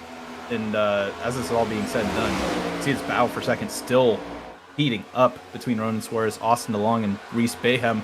And I'm thinking right now, the 222 potentially might be burning it up, because I think the 222 had a great charge through the top 10, now landing himself up here in this little group of 4, has broke away from everyone else, as Brian Fruetta and Ortega have fallen to 2 seconds behind, and 3 seconds behind him is Lee Winters and company. But, if you got to keep this car on the road for 34 more laps, or Chicagoland is somewhere you don't want to have to worry about, stretching your stuff. You got to just know if you have it or if you don't when it comes to long-term pace. A lot of the drivers in the past that aren't in the field tonight, I would say, are masters at that. One of them, actually, Jake Cummings right there, who's getting lapped and currently sitting in 20th. It's something that is special to a lot of these drivers who have great pace. It's one thing to be fast in the short term or at a restrictor plate track. It's another thing to be fast in a scenario like this, where you have 33 to go and you're still able to make moves like Reese Bayhem or Austin DeLong right now. These two are battling it side by side coming down through the backstretch. DeLong potentially losing out on that final podium position as it stands. Oh, Bayhem actually gets a little unsettled there, gets a little loose through 3 and 4. That's going to give the position back to that Penn Collegiate technology machine. But yeah, just to summarize, that these drivers at Chicagoland, you don't want to worry about tires if you don't have to, and especially with 32 to go. Also, Lucas, we talked about fuel strategy shouldn't really be a thought, but at this point, it's becoming a realistic thought. Yeah, I think that last caution that came out happened at the perfect time to where you couldn't make it to the end of the race, pushing full out like most of the grid is doing. But Ortega spotted something where if he saves just a little bit every lap and stays in 5th gear, lifts off early, puts the clutch in the middle of the corner, as you see he's doing just right here as we're on board with him, that he might actually be able to take this fuel tank to the end of the race and hit his fuel number, resulting in an absolutely fantastic fuel saving win. And in doing so, he's also effectively saving his tires a lot. Think about it, you're not getting on the brakes, which really hurts the weight transfer, hurting your tires, and you're being so easy on the throttle, off it and on it, coming into the corner, coming out of the corner, that he saved his tires so well that he's able to keep up with Brian Fruetta, who is not fuel saving at all. And not only keeping up with him, but he's able to look to his inside in every single corner. So Alexander Ortega is putting on an absolute fuel and tire saving clinic right now. And if it stays green, it definitely is his race to lose. But it has to stay green. And 30 laps of green flag racing in the CIL, especially when it comes down to the end of the race, is much easier said than done. A lot of drivers, if they do have to come down pit road for a splash and go, they got to remember how to get on the pit road. That's something that's overlooked by a lot of drivers when they come to a race, is green flag pit road entry. And especially for a lot of these drivers, if they want to stay in consideration of a good finishing position, if you're not Ortega or someone else who's saving their stuff, like, you got to actually start thinking about, okay, how do I enter pit road efficiently without speeding? Because black flags will absolutely kill your whole day and throw you back to the end of the pack right now, as we have 19 cars on the lead lap. So a black flag would put you back pretty much a guaranteed top 20 nonetheless, but still, you don't want to be worrying about a guaranteed top 20 if you're one of these drivers up the front like Austin DeLong here, Reese Bayhem, Ronan Suarez, or James Bowman, which also James Bowman, I feel like, could probably start saving fuel if he really wanted to, as he's got about a half second up on the field here. Hasn't really shown any sort of problems or anything like that. The pace has stayed the same for the 18 from Kentucky. He's just letting it loose, trying to keep what he can in front of him and use that clean air to his advantage. You can see the RPMs not as much as we were talking about Alexander Ortega, but nonetheless, you can see he didn't pop the clutch. He didn't let the car roll the center as much as Ortega has been trying to just save that little bit of fuel. Nonetheless, it's keeping everyone in check here of the top 4, still within a second of each other, and then you got about 2.5 seconds back to Brian Ferretta and Alexander Ortega. You're going to actually see a comparison here with Ronan Suarez and James Bowman, which Ronan Suarez that last lap gained about 0.2 on the leader of James Bowman. So, all that being said and done, that might actually go out the window now as Austin DeLong's looking to the inside through 3 and 4. Yeah, as Austin DeLong has to back out of that move on occasion. I think if Bowman started fuel saving right now, I think it's simply too little too late. I mean, think back to when we got the news of Ortega fuel saving. Was it 52, 53 to go, almost 25 or 26 laps ago? You'd think every single lap of fuel saving, even how little it is, matters so much. And the fact that he's consistently been doing a little bit of fuel saving each lap, if Bowman want to hit the same exact numbers that Ortega would be doing currently, he would have to lift off so much more in the corners, probably lift off down the straights as well, even to hit the exact same numbers that Ortega is doing, even though Ortega would be going so much quicker. And that is because he started fuel saving much earlier than Bowman, of course, if Bowman were to start now. So I just think at this point, it is way too late for Bowman to start fuel saving, and you just have to push full beams, go for a quick splash and dash, and hope that you're able to catch the 32 by the time the race ends, or hope a caution comes out. Battle still on go, and these 3 cars behind James Bowman, Ronan Suarez, DeLong, and Bayhem still within reach, but, you know, when you got to start thinking about it, a lot of these drivers, you know, outside of Ortega, do you even just come in early, maybe just get a splash and go for now, or do you just keep on going? Most likely, you just keep going until it needs to happen, because a green flag stop here is going to kill a lot of your time and your hopes when you're not fuel saving at this moment.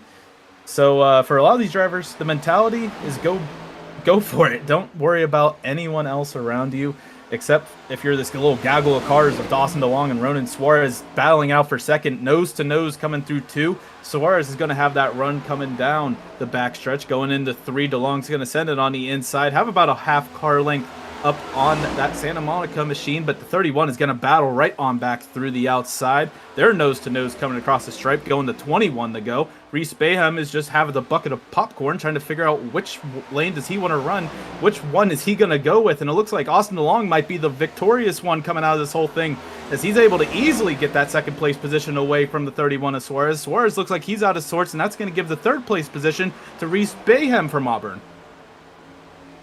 Yeah, and this is the point of the race where it really starts showing who has been effectively saving their tires and who has kept their pace to the later parts of this stint.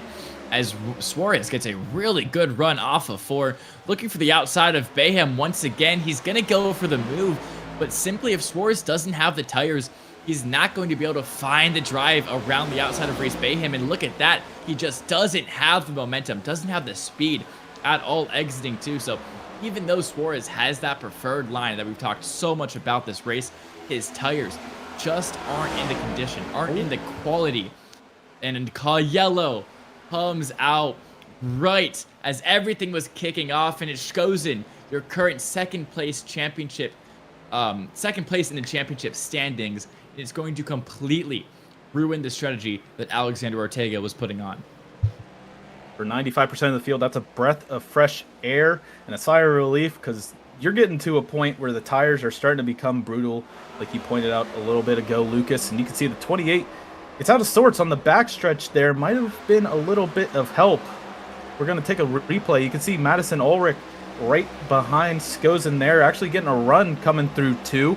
The 28 just gets out of sorts coming out of 2. Potential air taken off that back end sends the 28 right around and just, you know, ends up on the apron. Nothing crazy, but nonetheless a caution. Yeah, and I talked about how brutal the exits of these corners can be here at Chicagoland, and just the slightest bit of air taken off the back of that 28 machine from Madison Ulrich in that 48 is going to send that thing spitting in the infield and bring out what I believe is our 4th or 5th caution of the day. I haven't been keeping track because we haven't been getting into those ridiculous numbers that we see sometimes on Green Flag TV. But yeah, this is definitely going to be a pit stop for the entire field. I guess unless you came down within the last 5 to 10 laps, but it should definitely be a pit stop for most of the grid. And Ortega now going to completely abandon that fuel strategy plan he had, get on some new rubber, and see what he can do in the short run. As 18 laps to go right now, to be about 16 when they go green. It is going to be an all-out brawl, all-out sprint for the win. And Ulrich once again staying out, but this time on 43-lap-old tires. I wonder what her plan is. 20 lap old tires are one thing, but we saw people maybe able to stay up with a 20 lap differential on your tires.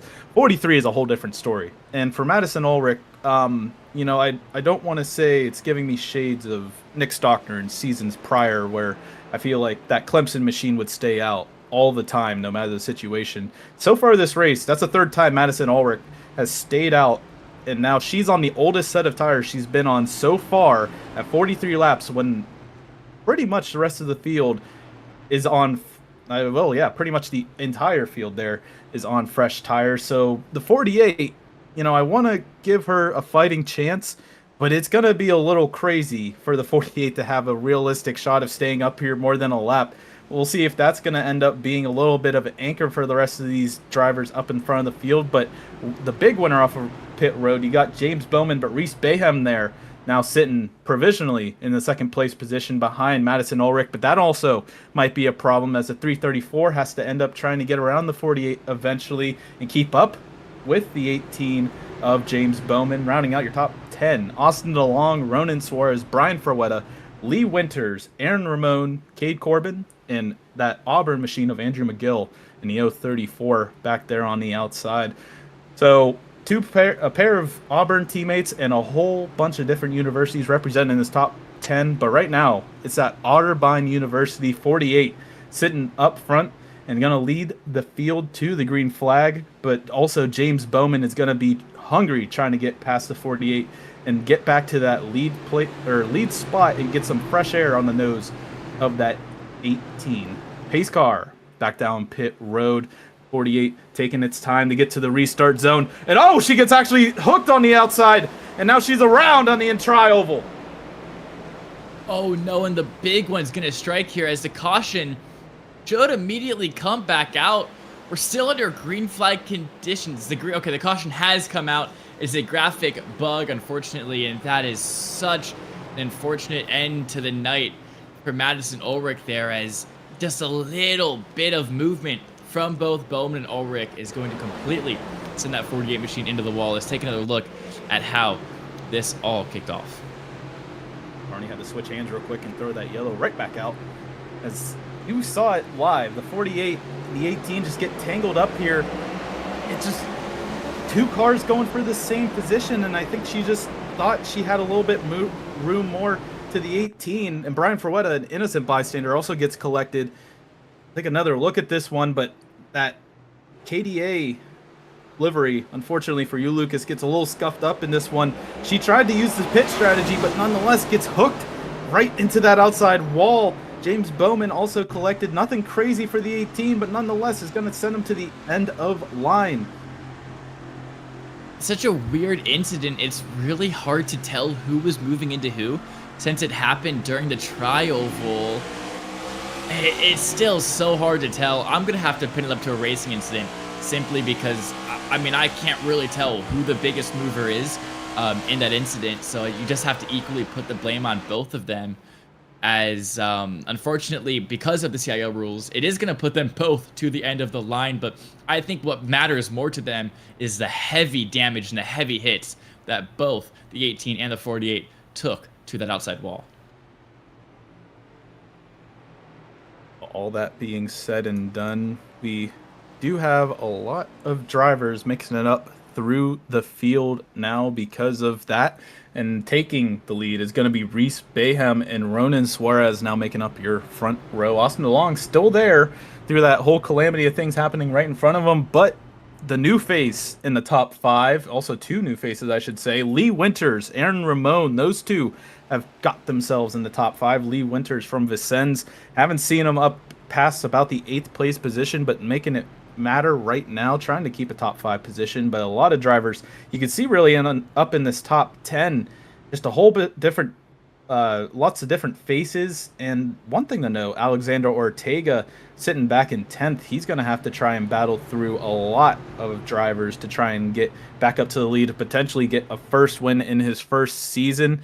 But the restart, actually, we're getting word from our stewards that that incident is going to be investigated further post-race. So no blame directly to either driver, but also no outcome directly from it other than EOLs for everyone involved. So we're going to get them suited up 2x2 for this next restart. Yeah, and I do have an update on why Alexander Ortega is so far down the pack.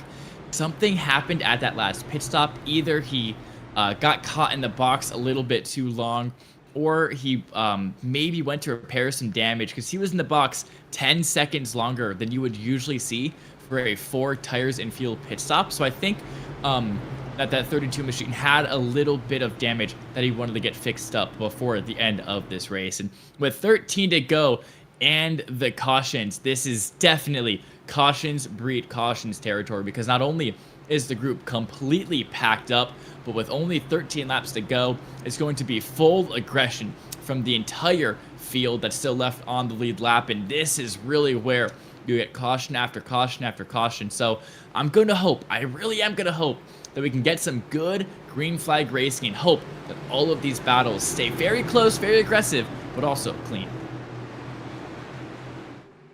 Car taking its truck down pit road yet again. Reese Bayham leading the field to the restart zone. He gets an early jump on the field, and that's going to give him a huge buffer back to this battle for second. Austin DeLong's going to try and battle his way through past Ronan Suarez. Those three were real friendly, and 4 wide going in the 1. Robbie Hotchkiss in the middle. It is Lee Winters, Ortega, everyone else getting considered in that 4 wide action. Yeah, and that's the aggression I'm talking about. 4 wide is not something you see at Chicagoland unless we're under caution with 12 laps to go. But that is Aaron Raymond in the, I can't quite tell what that is, the red and white machine, as he's looking for second. But no, Ronan Suarez completely comes out of nowhere and strips that second place away. And that is a really good move there around the outside of 4 and down the tri-oval. He went, and there were 3 wide again. Austin DeLong gets caught up in the middle of this one. Cade Corbin and Ortega are on his inside and outside, but they get it all sorted out, entering 3. That's a scary type of 3 wide where it's not really side by side. It's like corner panel to corner panel, and that can just end up being the worst type of wreck, as well as we see some more 2 wide action here. Battle for 6. Austin DeLong and about everyone else back to about 14th here, back to Trey Lambrecht in 13th actually. So you see Austin DeLong, Lee Winters 3 wide. Brendan Lyman bows his way to second.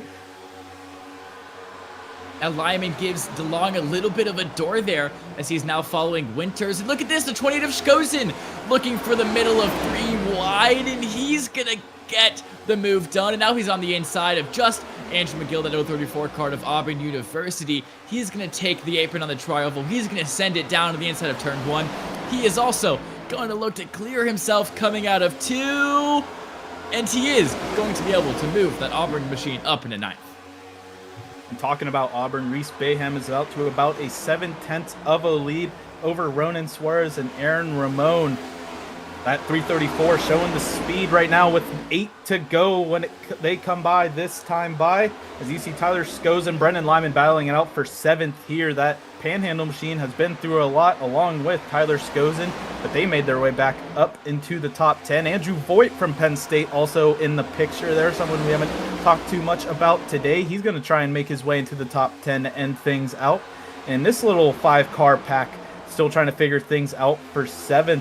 And as we were talking about that, Alexander Ortega, he's trying to battle his way back up to the podium in that 32 machine. He's on the inside of Cade Carmen coming through the tri-oval. That Alabama Huntsville machine is not going to give out without a fight. And a little bit of door brushing there coming into one. That 32 is going to send it in deep going into one, but not going to be able to get the move to happen there. The 08 Storms on the outside coming down the backstretch. Ooh, a little bit of bump in there coming through the backstretch there. That little curved backstretch is going to make it a little bit interesting, as you see also Aaron Ramon not getting the greatest run through 3, and that's going to give him into the picture now as Alexander Ortega is going to make the move. He's blocking hard on Cade Corbin coming through the tri-oval, getting a little aggressive in 6 to go, coming past the stripe.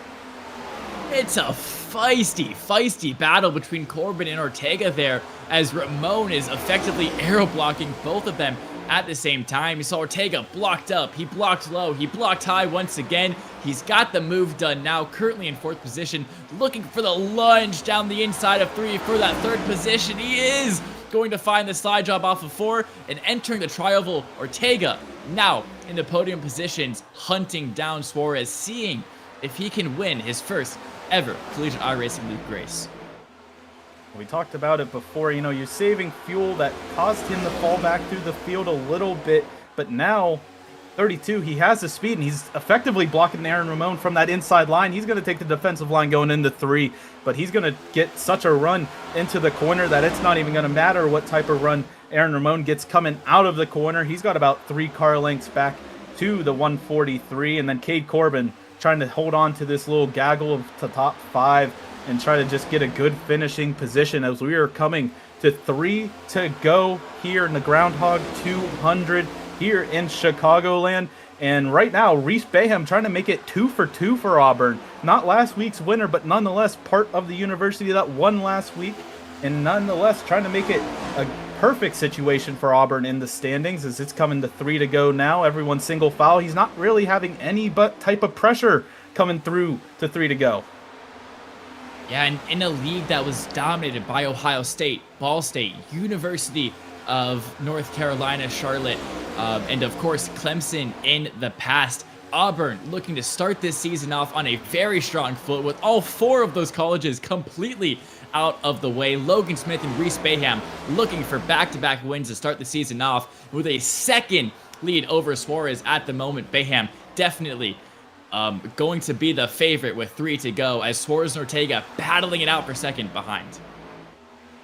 Reese Bayham, another driver who has not won here in the UNOH College Cup Series. And Auburn trying to make a lot of firsts this season, with a couple of drivers trying to get their first wins as we see this battle for 2nd. But nonetheless, that is going to be the white flag here in Chicagoland. The white flag is brought to you by the NAPA and Longland Corporation. For your car, truck, SUV, and heavy-duty needs, visit NAPA and get the NAPA know-how. Reese Bayham, he's got about a 2nd back to this battle for 2nd. Alexander Ortega on the inside. Ronan Swarton on the outside. Santa Monica roaring on that outside, trying to make it work. That side draft on the inside. He's going to try and pull him back little by little. Every inch it's going to take for the 32 to send it down in there. The 31 is going to try and keep it to the outside corner panel of the 32. He's going to get that run down the front stretch. Oh, they make contact. The run goes to 32. Ronan Suarez around. Aaron Ramon through. But all of that being said and done, Reese Bayham from Auburn gets it done here in Chicagoland. And Ortega makes a super aggressive slide job down the inside of 3, looking for 2nd, wrecks himself, and he's going to be scored 5th by the end of this race. And whoa!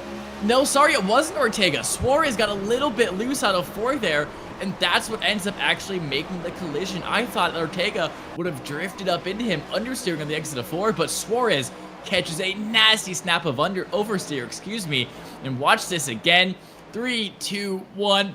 Bam! There's the contact, and that sends a 32. Oh, it is the 32 that, one of them caught a nasty snap of oversteer. Couldn't quite tell who it was. We'll get one more look at it. Yeah, it is Ortega on the inside. Let's see. Suarez gets up the track a little bit. Oh, it is Ortega that catches the oversteer. It's so fine, the details, the margins. But yeah, it was the 32 that is going to make him fall all the way back to 5th place. Heartbreak for the 32 from the University of Missouri, Kansas City. His first CIL College Cup Series race ends up being a 5th place finish, but nonetheless a first for Reese Bayhem here from Auburn. He's going to burn it down here in Chicagoland and make it 2 for 2 for Auburn. While he burns it down, we're going to take a quick commercial break, but don't go anywhere as we have interviews with our podium position finishers along with final results. Looking for a college where you can learn by doing? The University of Northwestern Ohio puts the wrench in your hand and your future in motion. I would recommend UNOH to anybody who wants to excel in this industry. With industry connections, cutting-edge equipment, and programs in automotive, diesel, high performance, robotics, and more, this is education that works. You will come to this school and you will leave 10 times what you were when you came here. Apply now at unoh.edu.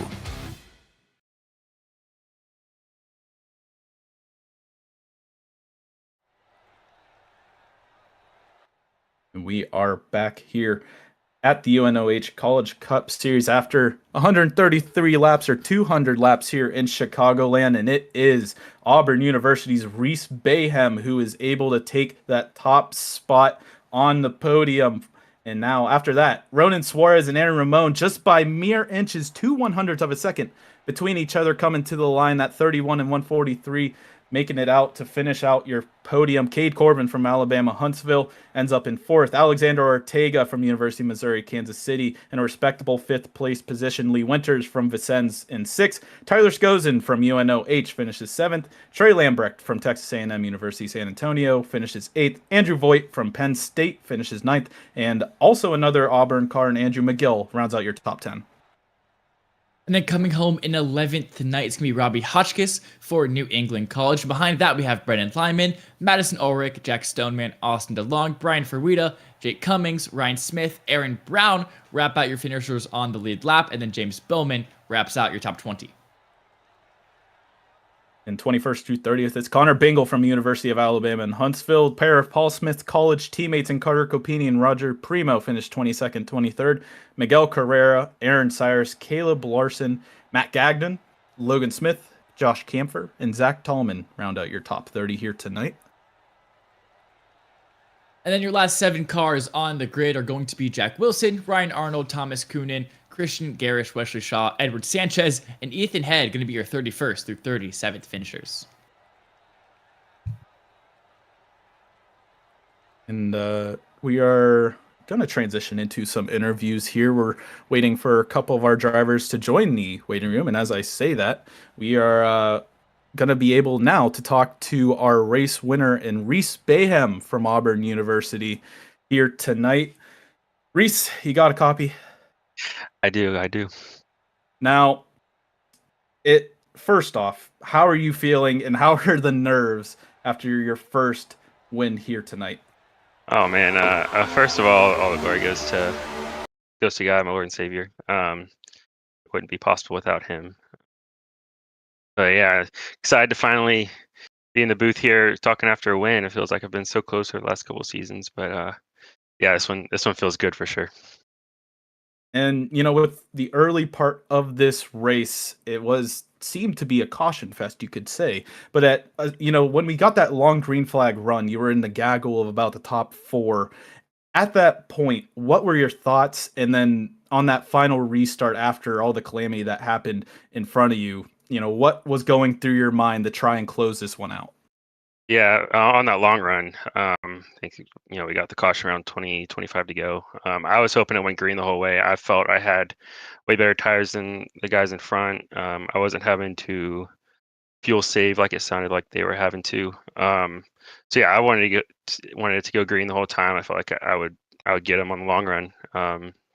Shout out to teammate Logan for inspiring me to get better at long runs this week after his performance last week. But yeah, and then when we got the caution, I felt like the whole race I didn't have great short run speed. I was so focused on just keep taking it easy and saving tires. And so yeah, when I got in the lead there, it was just all I could think about was just running qualifying laps for the last 10 laps, and yeah, put it together. Thankfully, the guys started battling for a second behind and gave me a good gap. So yeah, just running qualifying laps and just cruising there last 10. And, for Auburn's perspective, you can't really get a much better start to the season for 2 for 2 here in season 14. How are you feeling? How's the team feeling? What are you expecting to do tonight after having back-to-back wins with two different drivers on the Auburn team here? Yeah, I mean, team's feeling good. We're all really excited, and we're gonna keep pushing forward, and yeah, just keep doing what we've been doing. That's the plan. When I helped start this team over 4 years ago, just me and Andrew sitting in his office brainstorming it, and now to look where it's come, where we're getting race wins, and we have gosh, probably 40 or so members at Auburn who are on the team, and yeah, it's just been insane to see where it's gone, how it's grown, and yeah, I couldn't be more excited. Well, not only did you get the alumni win, but the overall win tonight is a momentous feat here in UNOH College Cup Series. Reese, before we let you go, is there anyone you'd like to shout out?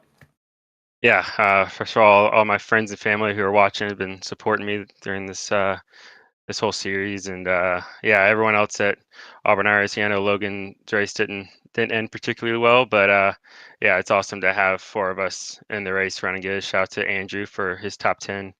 Ryan was running good back there too. So yeah, we're gonna keep pushing, keep going strong.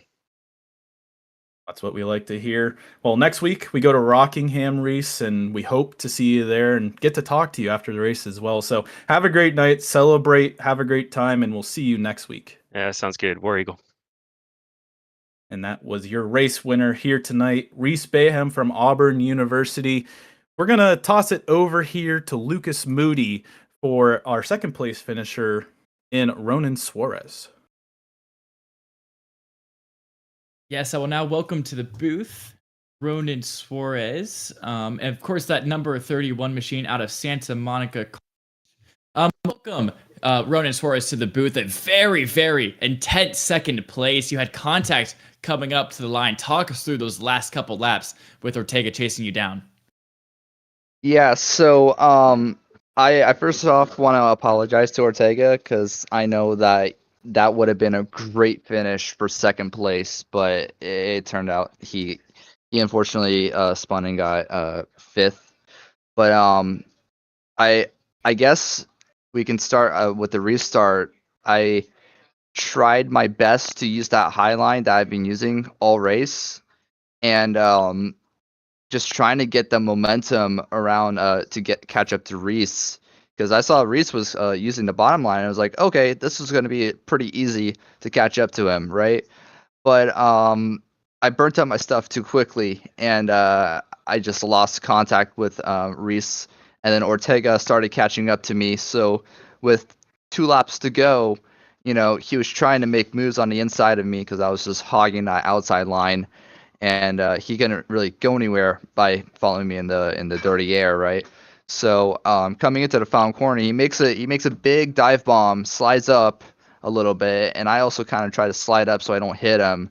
But then I get a little loose coming out of the corner, so I was like, okay, I gotta side draft him now in order to get that second place. So I tried side drafting him, but unfortunately made contact with his rear quarter panel, and yeah, unfortunately that came into a crash, which I somehow managed to still get second place. Yeah, and through a lot of the broadcast today, we were talking about the tires and how Chicagoland is just absolutely brutal to them. Which should you have a worse time saving, those fronts or those rears out there tonight? I had a more harder time saving the fronts because of my highline line, because the inside line, you would, if you're really pushing, you would really get those right rears worn really quickly, and it would be super loose on the bottom.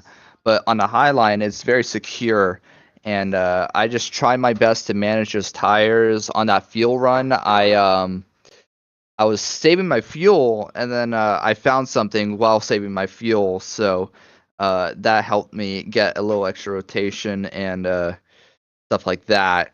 But yeah, the tires were pretty bad. I got 54% on my right front, I believe. So that was a cheese grater of a track. That was it was pretty fun to have that green flag run, especially with just having more spread out racing, less chaos. But you're basically trying to adapt to give or take. It's a lot of give or take.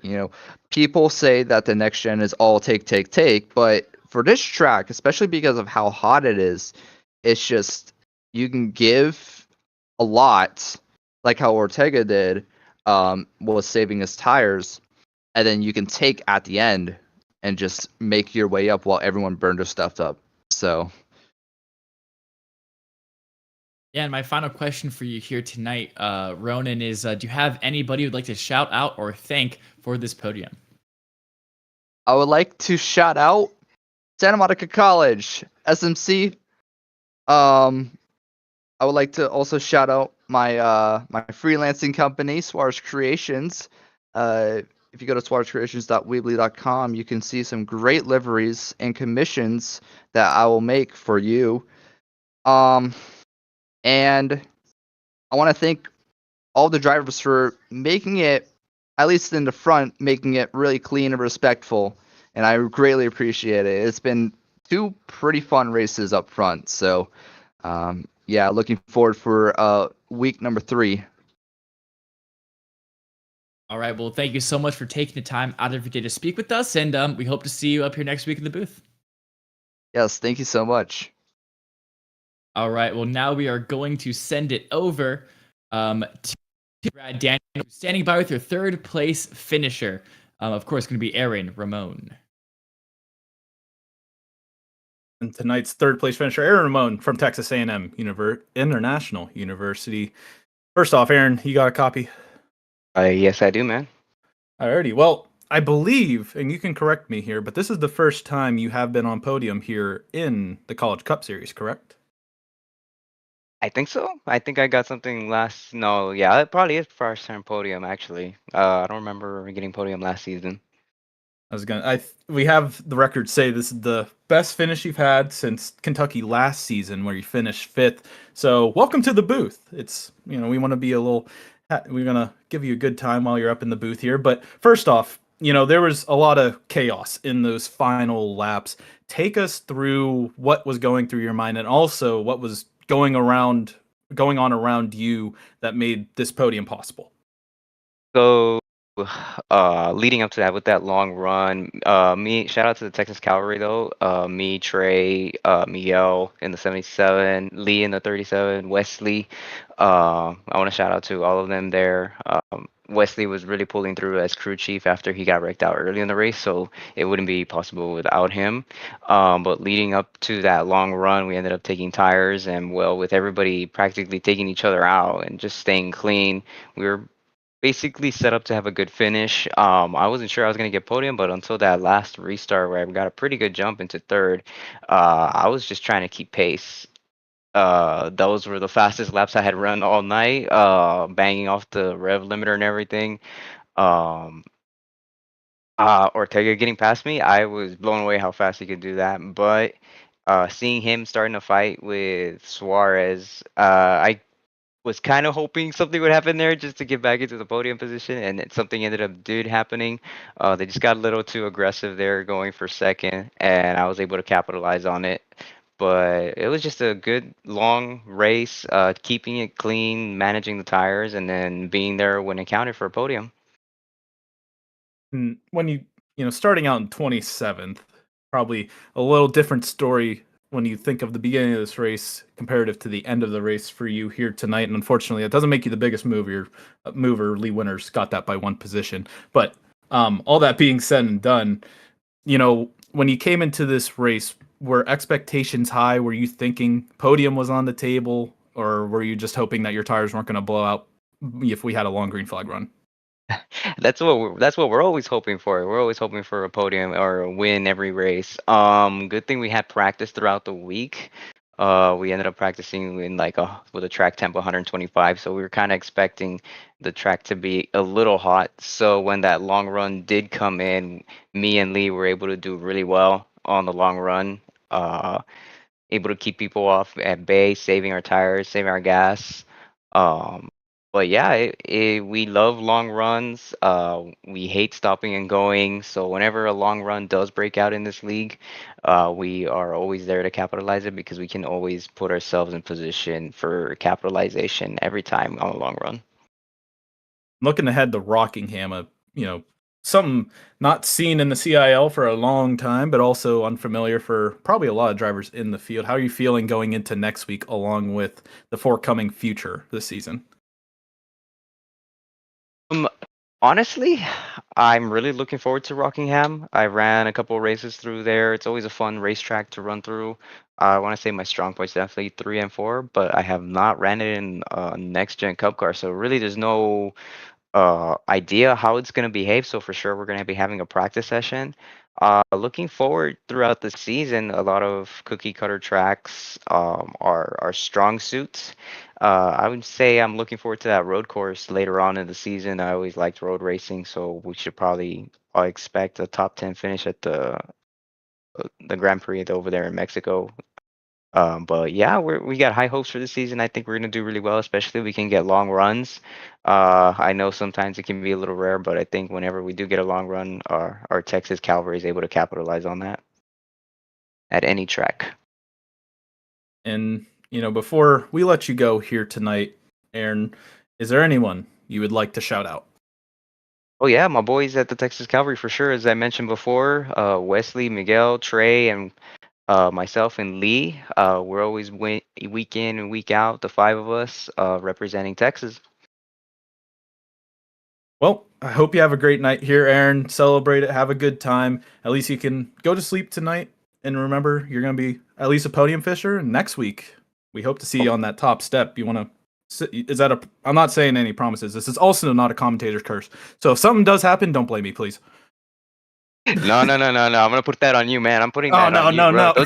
Don't you put that evil on me and Ricky Bobby. I love it. All right. Well, Aaron, have a great rest of the night, and we will see you next week at Rockingham. Hopefully, you all have a good one. You as well. That was your third place finisher from Texas A&M International University, Aaron Ramon. And, well, Lucas, we had a great night here in Chicagoland. What are your last thoughts here on what we saw here tonight? Yeah, it was overall definitely a really, really good race. We had a good amount of cautions that slowed us down, but when we did get those green flag runs, the tire strategy, the fuel strategy, they all came out to play, and they brought out some amazing battles. So all in all, definitely a good race, and I thank you to anybody who stuck around all the way to the end. And as that all said and done, if you can't wait for any more UNOH College Cup Series racing, don't you worry. Green Flag TV is here to provide some great races in the upcoming week. You can see on the upcoming schedule here on the right side of your screen, you have Aspire at Walking Glen International, Mars at Las Vegas Motor Speedway, and OMSRL at Autodromo Hermanos Rodriguez all tomorrow night. You can see the times locally on your screen there. PSR at Daytona International Speedway is at Wednesday night, along with the Beer League at, again, a mystery track. You'll have to wait and see what that pairing is going to be. And then Thursday night, we have the COCS at Phoenix Raceway, along with the Formula Series at Auto Club Speedway. And all that being said and done, thank you, everyone here, for joining here tonight for the Groundhog 200 presented by the NAPA Longland Corporation. I am your commentator, Brad Daniels. Co-commentating with me was Lucas Moody. Behind the scenes, it is Howie Burrows, your producer. Thank you again for joining us here on Green Flag TV, and have a great night, everyone. Peace.